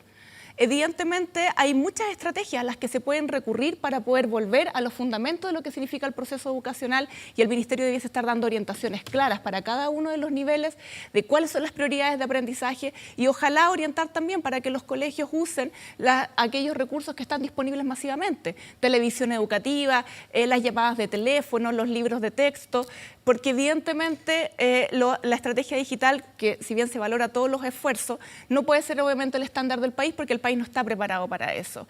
Entonces, esto no tiene por qué ser un tiempo perdido. Esto puede ser un tiempo valioso, donde dado el contexto, el sistema educativo lo puede aprovechar. Y desde el punto de vista de la salud, que es lo que nos preocupa a todos, a mí me parece muy complejo profundizar el aislamiento en el cual están las familias, dado la salud mental es parte también de la salud de las personas. Y el sector educativo puede hacer una contribución enorme en ese proceso. Los colegios tienen equipos psicosociales. Entonces, a mí me parece que por esas razones esta no es una decisión acertada en este momento. Es que estoy de acuerdo contigo en tu segunda intervención más que en la primera, porque estamos de acuerdo en la segunda. ¿Por qué lo digo? Porque obviamente que el colegio es muy difícil de reproducirlo en la casa. ¿Cierto? Es muy difícil, es difícil, yo hago clases para la universidad, es muy difícil, imagínate para colegios donde hay niños menores que no tienen el mismo nivel de concentración, la misma capacidad y todo, obviamente es muy difícil.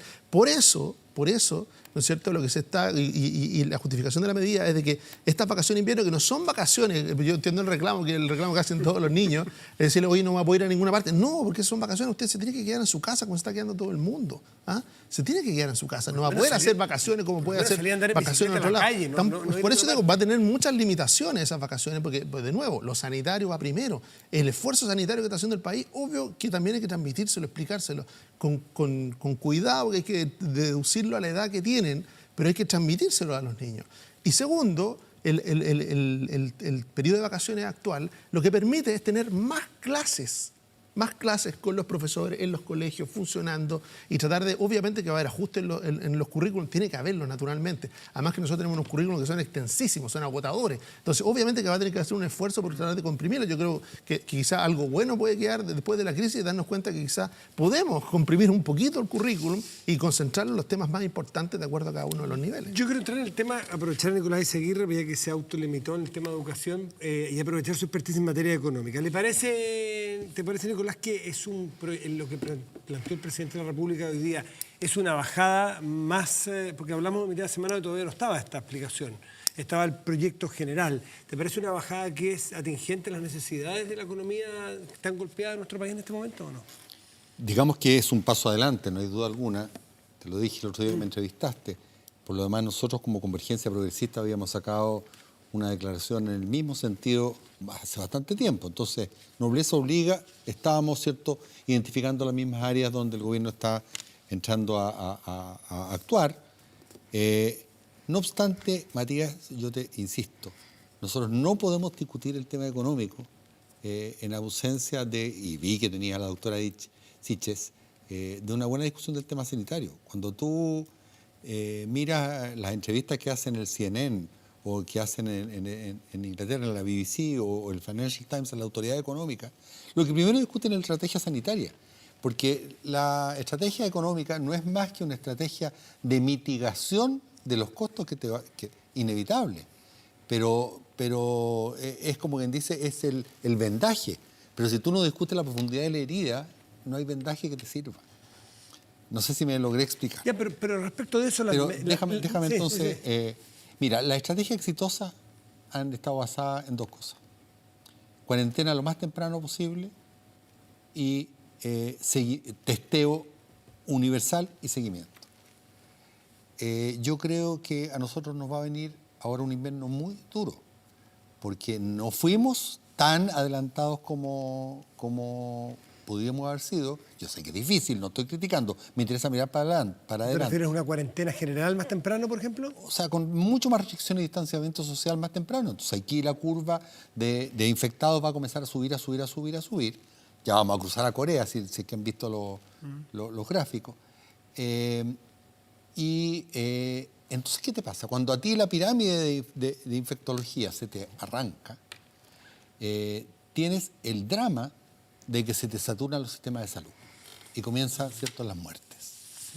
Hoy día, por ejemplo, hay 3 o 4 grandes filósofos y economistas pensando el valor de la vida.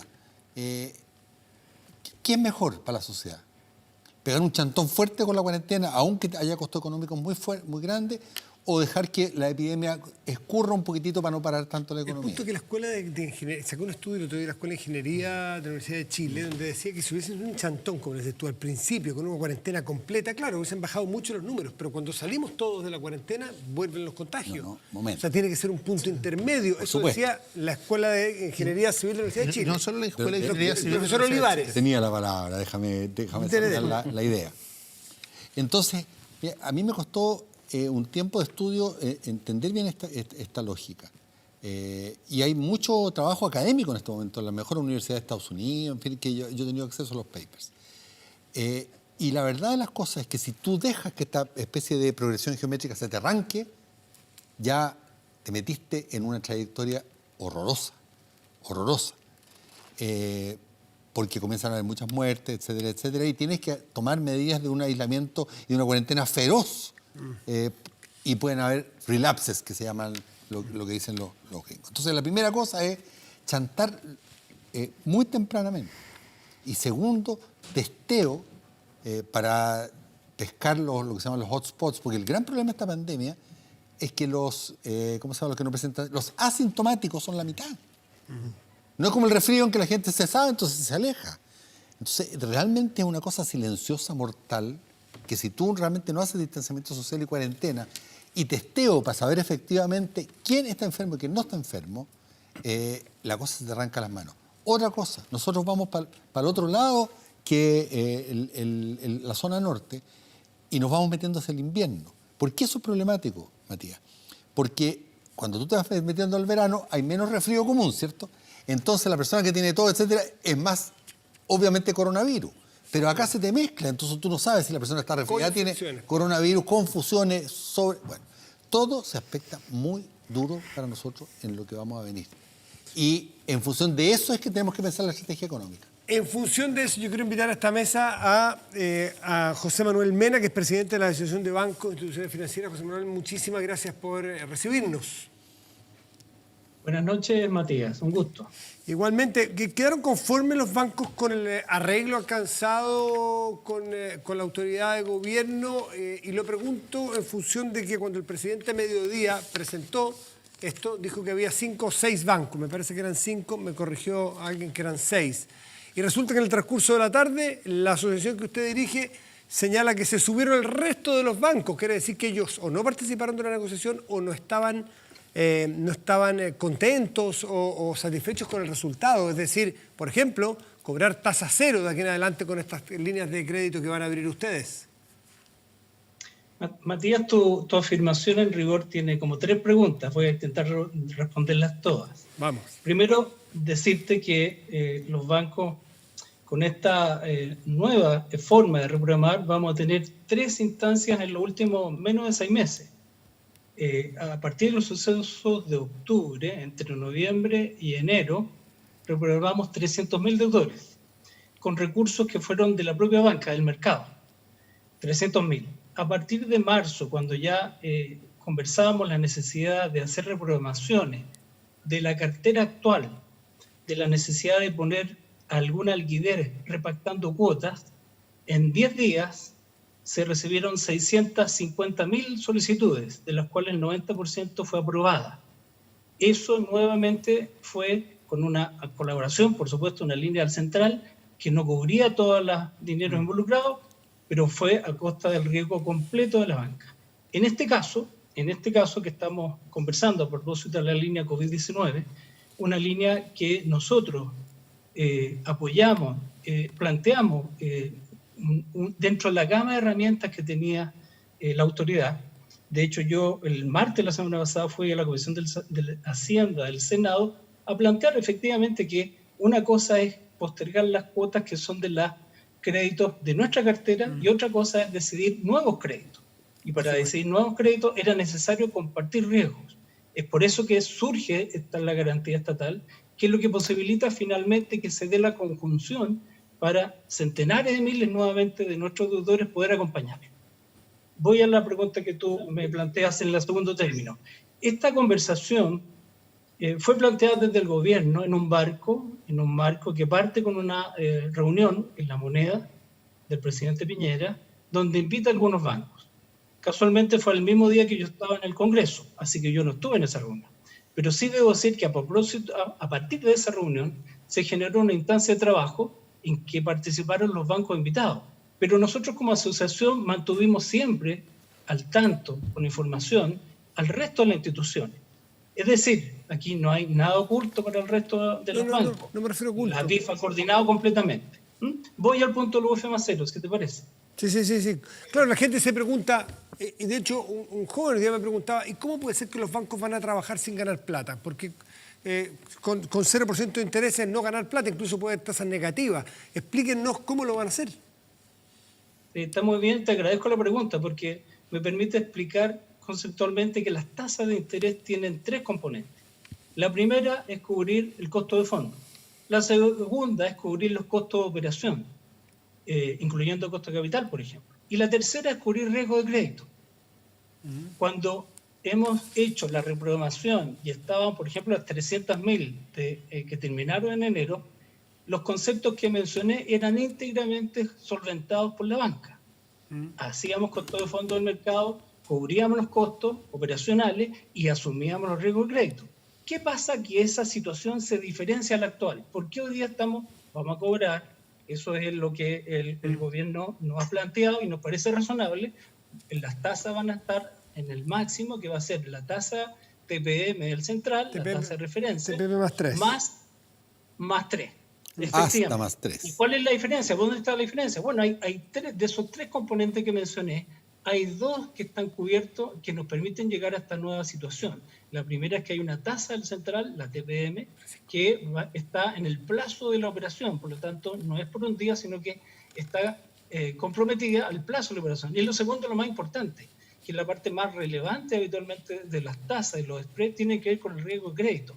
Y en este caso no tenemos riesgo 100% asegurado, pero la línea de FOGAPE va a cubrir porcentaje del 85 hasta el 60, que definitivamente con los 3 puntos de spread nosotros vamos a hacer el esfuerzo, no estoy diciendo que vamos a ganar dinero, no se trata de eso, pero vamos con esos puntos permitir a cubrir que esta situación acompañemos al cliente, porque en definitiva, debo decir, aquí lo que nos vale es que tenemos centenares de miles de clientes que debemos acompañar para poder salir.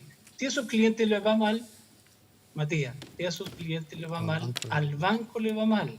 Es ficción decir que los bancos están por sobre sus clientes. Los bancos vamos al lado de los clientes, los necesitamos a ellos. José Manuel, Francisco Undurraga, el diputado, le va a hacer una pregunta. Hola, José Manuel, buenas noches.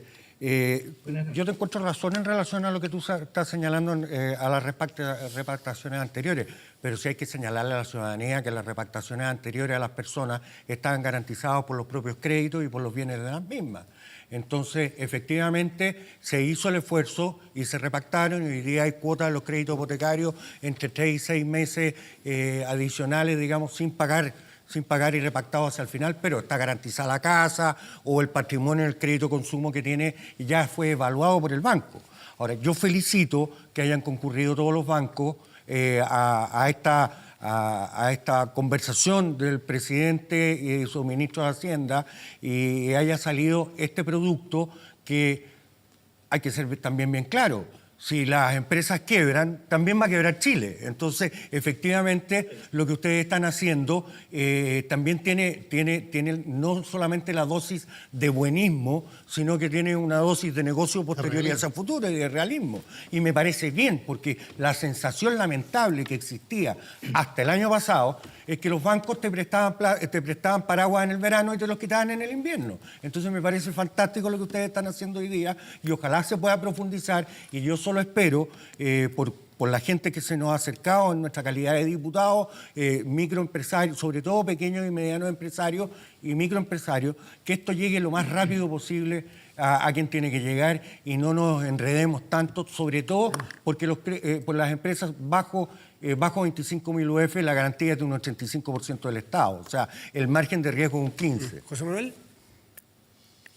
Sí, yo te agradezco la pregunta. Voy a hacer 2 énfasis que me parecen importantes. Lo primero es que, claro, cuando uno posterga un dividendo hipotecario, si hubiéramos estado en una situación normal, ¿qué habría sido? Francisco, habríamos ido a una notaría, habríamos hecho una escritura y las cuotas postergadas al año 22 habrían quedado en el marco de la garantía hipotecaria original. La situación que comento es imposible, insensata. No vamos a ir a ninguna notaría. Estoy hablando de la situación que se hizo hace un tiempo, ¿no? No podíamos ir, estábamos en nuestras casas encerrados. No íbamos a exponer ni al cliente ni a nuestros trabajadores. Entonces, ¿qué se estaba haciendo? Se estaba documentando esa operación, porque el traslado de cuotas tiene que ver con una operación de crédito y los bancos necesitamos tener un documento de respaldo para eso. Es nuestra obligación de buen manejo, de buena gestión y de confianza hacia nuestros depositantes. ¿Y qué pasaba? Era necesario esa operación de crédito documentarla bajo lo que se denomina un pagaré. Un pagaré que entraba en la categoría de consumo. No era un crédito de consumo. Escuchamos muchas versiones por medios sociales planteando que cómo le daban un crédito de consumo. Había una confusión tremenda.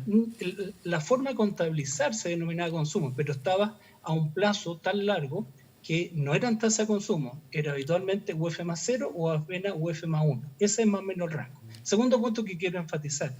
Yo creo que estamos en una situación que todos comprendemos la necesidad de hacer esta operación lo más rápido posible. Necesitamos normativas que aparezcan rápidamente del administrador del FOGAPE. Necesitamos normativas que aparezcan rápidamente de la Comisión de Mercado Financiero. Necesitamos la ley para que el FOGAPE se capitalice y opere. También implica un contexto de una normativa como operar. Ojalá se haga en un par de semanas esto. Pero también tenemos 2 problemas que les quiero compartir. Uno es que seguimos en nuestras casas. Yo llevo 3 semanas en mi departamento y no puedo salir. Y corresponde que no salga. Pero entonces, ¿qué deberemos hacer? ¿Cómo hacemos la documentación? Porque nuestras cifras son que necesitamos llegar al entorno de 1 millón de clientes. He escuchado algunas cifras y no es así. ¿Qué necesitaríamos, por ejemplo, el Congreso? Necesitaríamos, por de pronto, que tuviéramos pagaré electrónico, que tuviéramos firma electrónica, situaciones que llevan años. y nunca se han hecho. ¿Y qué pasa incluso en la situación que estamos viendo? Solo para terminar la idea. ¿Se recuerdan del consentimiento tácito? José Manuel. ¿Se recuerdan de la situación de la Polar? Solamente para... Bueno, el punto es que debiéramos tener un conjunto de posibilidades que las personas en forma digital, a la distancia, dieran su consentimiento para poder documentar la operación. Eso hoy día tenemos alguna instrucción del CERNAC, algo ayuda, pero ojalá hubiese un replanteamiento, una evaluación respecto a la necesidad de operar legalmente. Aquí hay una situación José grave, Manuel, Nicolás, un segundo. Nicolás Izaguirre quiere hacerte una pregunta, José Manuel. Nicolás. Yo creo primero, hola José Manuel, que estamos en una emergencia. Don Nicolás, tantos años. Estamos en una emergencia y no es el momento de, ciertamente tú lo tienes que hacer, lo entiendo, de comenzar a revisar el listado de cosas pendientes en materia de banca. Estamos en una emergencia. Entonces lo importante, primero para la gente, ¿por qué es buena política pública estar poniendo garantías del Estado que en definitiva se pueden traducir en pérdidas que las pagan todos los chilenos? Todos los que estamos sentados aquí, los que están sentados en otros lados, que somos contribuyentes, podemos terminar pagando esta garantía. ¿Por qué tenemos que poner nuestra platita para los señores bancos? No es para los señores bancos.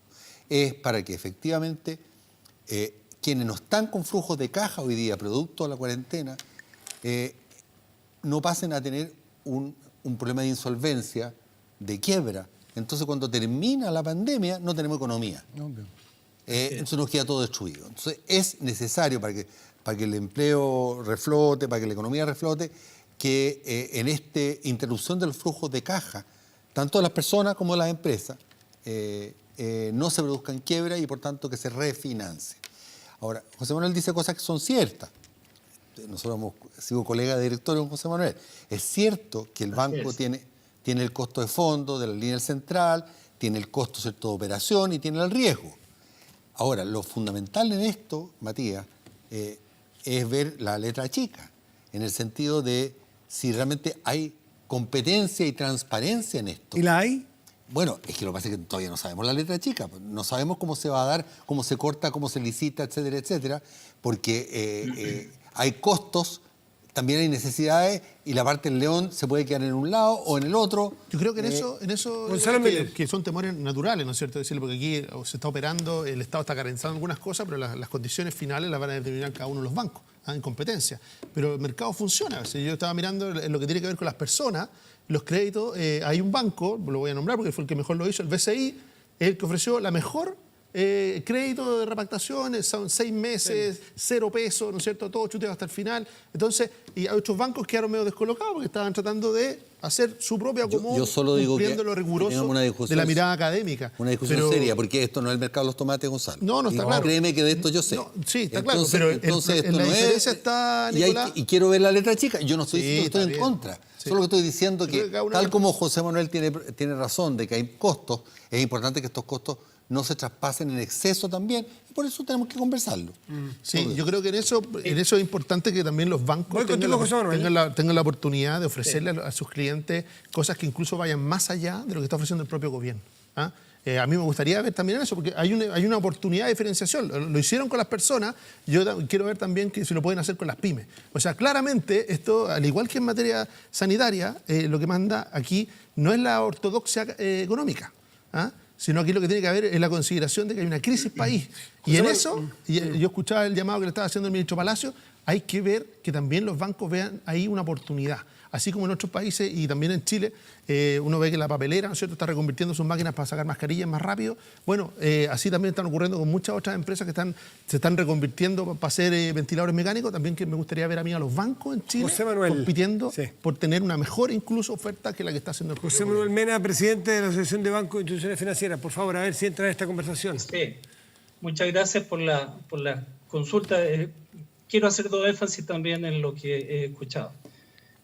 Ciertamente que nosotros tenemos no solo el compromiso frente a la autoridad que nos ha hecho este planteamiento, un marco de cómo operar, sino que en el cual vamos a estar informando semanalmente. Estos son sistemas que van a estar disponibles de información pública, sino que, reitero, estamos hablando de nuestros clientes. Si a nuestros clientes les va bien, a los bancos les puede ir algo bien. No es posible pensar otra visión. Y ciertamente que a nuestros clientes los vamos, ojalá, a todos sacar a estar al lado de ellos e intentar sacar este bache que nos agobia a todos, primero. Segundo, el sistema financiero chileno es lejos el más competitivo de las últimas décadas. Hoy día hay bancos que quisieran tener un porcentaje de mercado que fuera del 20%, y hay 6 al menos que quieren tener eso, más otros que están de segmento, de nicho. Claramente la competencia hoy día es la que yo más he visto, y tengo 40 años en banco, y eso es un gusto de verlo, porque hoy día la banca no es de élite, es una banca masiva. Les quiero compartir, mis padres eran profesores normalistas, ninguno de ellos pudo tener cuenta corriente, no tenían patrimonio para eso 50 años atrás, era una banca de élite. Hoy día no es una banca de élite, es una banca masiva. Tenemos más de 7 millones de deudores, en empresas tenemos 200.000 con firmas jurídicas, y tenemos casi 4 veces esas en personas naturales con giro. Ese es el foco en el cual vamos a trabajar. Las cifras son centenares de miles. Pero ¿dónde está el punto? Por lo tanto, yo estoy seguro que va a haber un fuerte trabajo para poder llegar a todos. Vamos a intentar, en ese sentido, solo redondeo el punto. Vamos a trabajar para que esta situación sea un alivio para las personas, pero también debo decir claramente que hay situaciones en las cuales tenemos que ver el sano endeudamiento. Aquí hay un proceso en el cual cada banco va a conversar con sus clientes, y a la mayoría los vamos a acompañar, y en algunos casos lo más sano va a ser, señor, ¿sabe? Aquí tiene un problema que es mayor, aquí no puede. Solo termino con lo siguiente, es decir, que el problema que hoy día tenemos, yo creo, no está en aquellos que tienen un banco. El problema está, y escuché al ministro Balancio, el problema está en aquellos que no tienen el banco, aquellos que están en la informalidad financiera. Y yo lamento decir que las malas políticas públicas de varios años han hecho una desbancarización tremenda. Es una vergüenza en ese sentido, y ojalá podamos, como sociedad, con el Congreso, con la autoridad, hacer políticas públicas que permitan inclusión, que permitan que el pequeño emprendedor tenga un banco. José Manuel Mena, muchísimas gracias por acompañarnos esta noche. A ustedes, muchas gracias por la invitación. Gracias. Valentina Quiroga me había pedido la palabra. Sí, sobre el plan de gobierno, en fin. Sí, no, 2 cosas muy breves. Uno, yo creo que uno esperaría que desde el punto de vista del diseño se incorporen los aprendizajes y de instrumentos previos que el propio Estado ha creado. O sea, el CAE, que es el crédito con aval del Estado, que se hizo obviamente en un contexto distinto, con otros propósitos, yo creo que tiene lecciones importantes. Y ojalá que, absolutamente, o sea, el Estado terminó pagando y todavía sigue pagando una cantidad enorme de recursos por eso, entonces incorporar esos aprendizajes yo creo que es relevante. Y lo otro es que, lo mencionaba, ¿cierto, José Manuel? La gestión, esto no solamente diseño, el tema de la gestión y llegar oportunamente con estos instrumentos a la gente es fundamental. La gente está hoy día pasándolo mal y entiendo, por ejemplo, que incluso el bono COVID todavía no se logra entregar a las personas. Entonces, me parece que agilizar al máximo, esto más encima requiere un proyecto de ley, se tiene que tramitar. El proyecto ya está en el Congreso, entró al Senado, se ve entre mañana y el martes, tengo entendido, en la Comisión de Hacienda del Senado y de Economía. Pero esa es solo una parte. No, está bien, solo una parte. Este proyecto que estamos hablando ahora, que es el motivo de esta conversación. Y de ahí va a pasar a la Cámara de Diputados. Bueno, yo como vicepresidente de la misma, nos lo vamos a jugar como mesa para que se vea, ojalá, esta semana, la próxima semana, teóricamente digital, a pesar de que estamos en reclusión nocturna en el Congreso en ese sentido. ¿Pero este proyecto no podría salir en una semana? O sea, del Congreso. Mi experiencia es que no por madrugar se llega más temprano. O sea, que hay algunas complicaciones. Evidentemente no nos podemos tomar el año, ni el mes, ni la quincena, pero a mata caballo los legisladores, es lamentable y con mucha vergüenza hemos demostrado no ser muy eficientes en el resultado final. Entonces, mira, yo estoy de acuerdo con Francisco, perdón, no has terminado. No. Y la Vale tocaba el tema del CAE. Yo creo, ustedes mandan en el programa, que es un poquito inconducente cuando nosotros le preguntamos a la industria. Yo tengo gran valoración por José Manuel, pero él tiene que hacer su papel, que es cierto, presentarnos a la banca como un dechado de virtudes. Si aquí viniera del otro lado, te dirían que la banca, cosa que yo no suscribo, son ciertos ladrones de cuello y corbata. Entonces así nos vamos con... Por eso aquí están los matices. Y yo sé lo que cuesta sobre todo en el Banco del Estado, tratar sacar una cuenta corriente. Déjame tratar de decir lo que... Es terrible. Nicolás, pero aquí están los matices. Lo que estoy tratando de decir, sí, por cierto, lo que estoy tratando de decir es que lo que en esta mesa se tiene que juzgar es la política pública. Obvio. Los bancos hacen lo que tienen que hacer, ellos tratan de hacer bien su negocio y ganar plata. La gente, ¿cierto?, alega cuando se siente abusada. ¿Tú temes que esté mal diseñada la política? No, yo partí diciendo, esto llena una necesidad objetiva porque no podemos quebrar la economía. Bien hecho con las garantías, lo habíamos planteado. Ahora, el diablo está en los detalles. Si al final del día esto se transforma en un uso y abuso de las garantías del Estado para simplemente reprogramar los créditos que son blue chip, que le llaman los mejores, y tirarle la cadena a todos los que tenían algún problema, esto va a ser una fuente de ganancia enorme para los bancos y ninguna satisfacción, ¿cierto?, para los que tienen restricciones de liquidez. Y puede irnos al otro lado, que nos pongamos tan populistas que esto sea una especie de resucitación de fósiles sin que realmente lleguemos a lo que necesitamos llegar. Entonces, bien, pero hay que rescatar, Nicolás, pero no nos contemos cuentos. Yo estoy de acuerdo. ¿Es necesario esto? Veamos los detalles. Ahora, sí, un punto, porque en este sistema bancario chileno hay un operador que es el Banco Estado. ¿Ah? Y el Banco Estado puede jugar un rol clave en esto, en términos de generar incentivos para la competencia y sanos incentivos a la competencia respecto de qué manera, con la velocidad con la que se hace cargo de los créditos y evita este descreme, ¿no es cierto?, que se produce naturalmente. Pero por otro lado, yo creo que sí se han generado incentivos donde el sector privado ve oportunidad también en hacerse cargo de la crisis.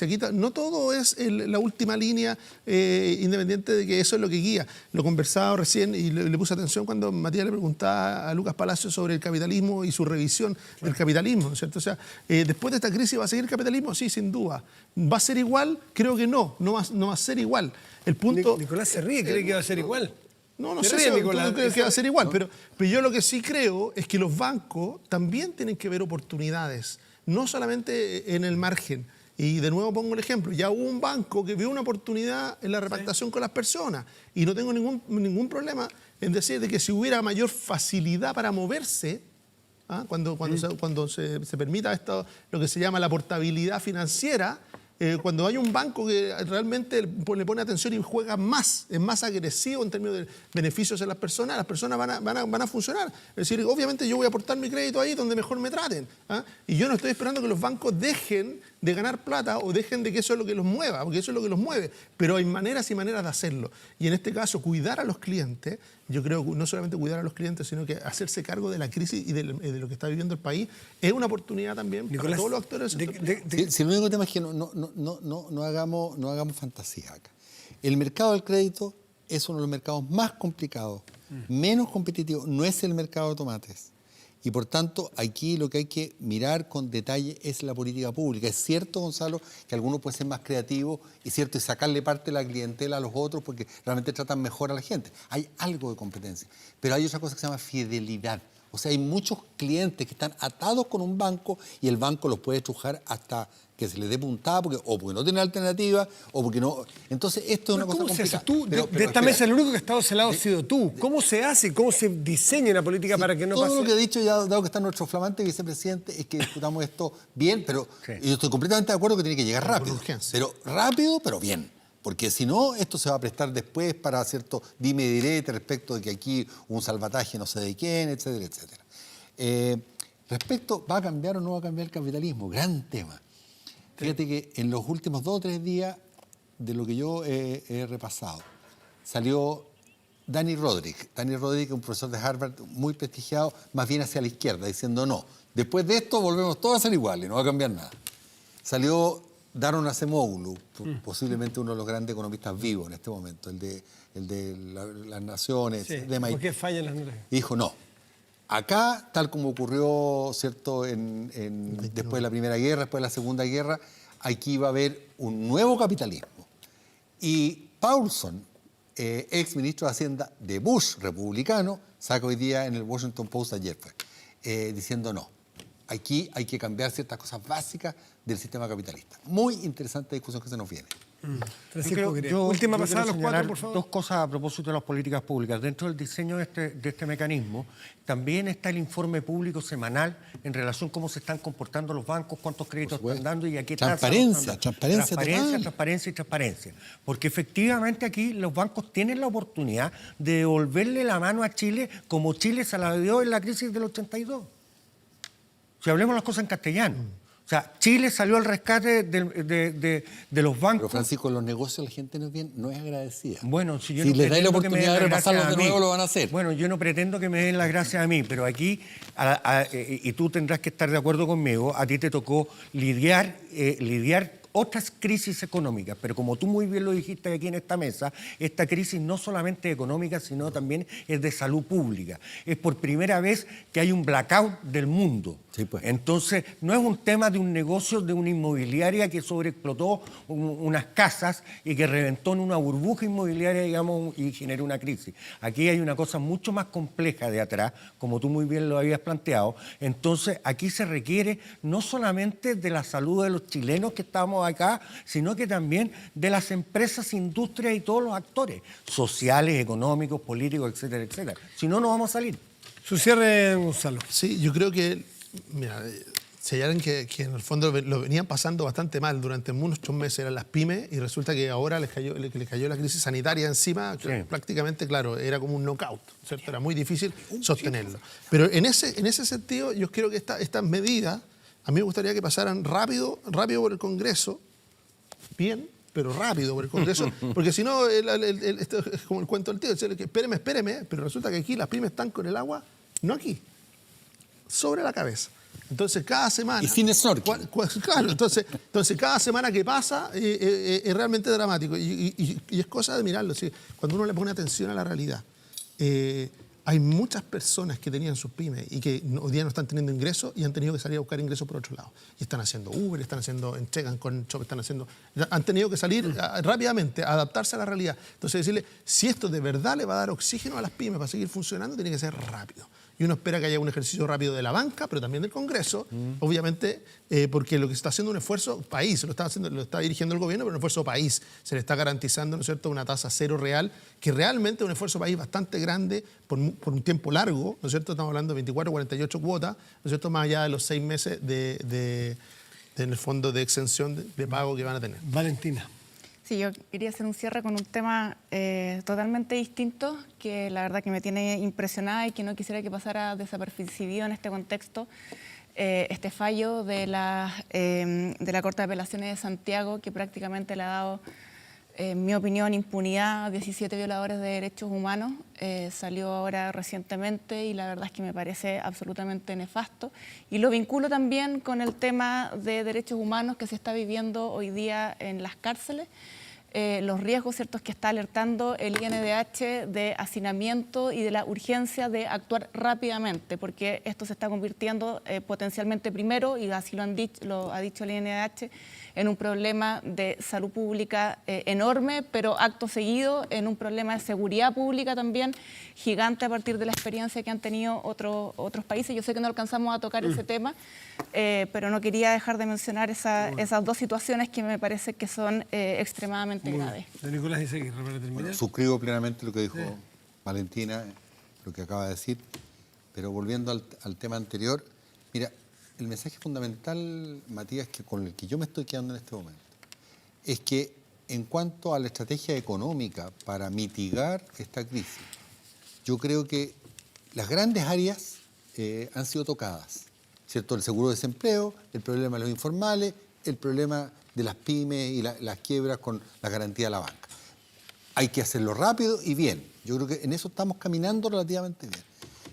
Mi desesperación, que la quiero decir acá, es que todo esto no sirve de nada si la estrategia sanitaria está mal. Si el problema sanitario se nos incendia y no hay garantía ni transferencia a las familias que duren. Fíjate que en Estados Unidos, productos que se demoraron, tuvieron un paquete de 2 trillones de dólares, trillones. Ahora están hablando de 1 trillón más y esa economía sigue cerrada. Y Trump desesperado dice la voy a reabrir, y los otros le toman la fiebre, porque no la puede reabrir porque está completamente incendiada, saturada de contagio. Eso es lo que yo creo que no nos puede pasar. Y por tanto, la transparencia, la claridad en la estrategia sanitaria es el problema número 1 de Chile. Nicolás Izaguirre, Valentina Quiroga, Francisco Undurraga, Consuelo Miller, muchísimas gracias por estar aquí esta noche y a ustedes por acompañarnos. Nos reencontramos la próxima semana. Muy buenas noches y gracias por venir.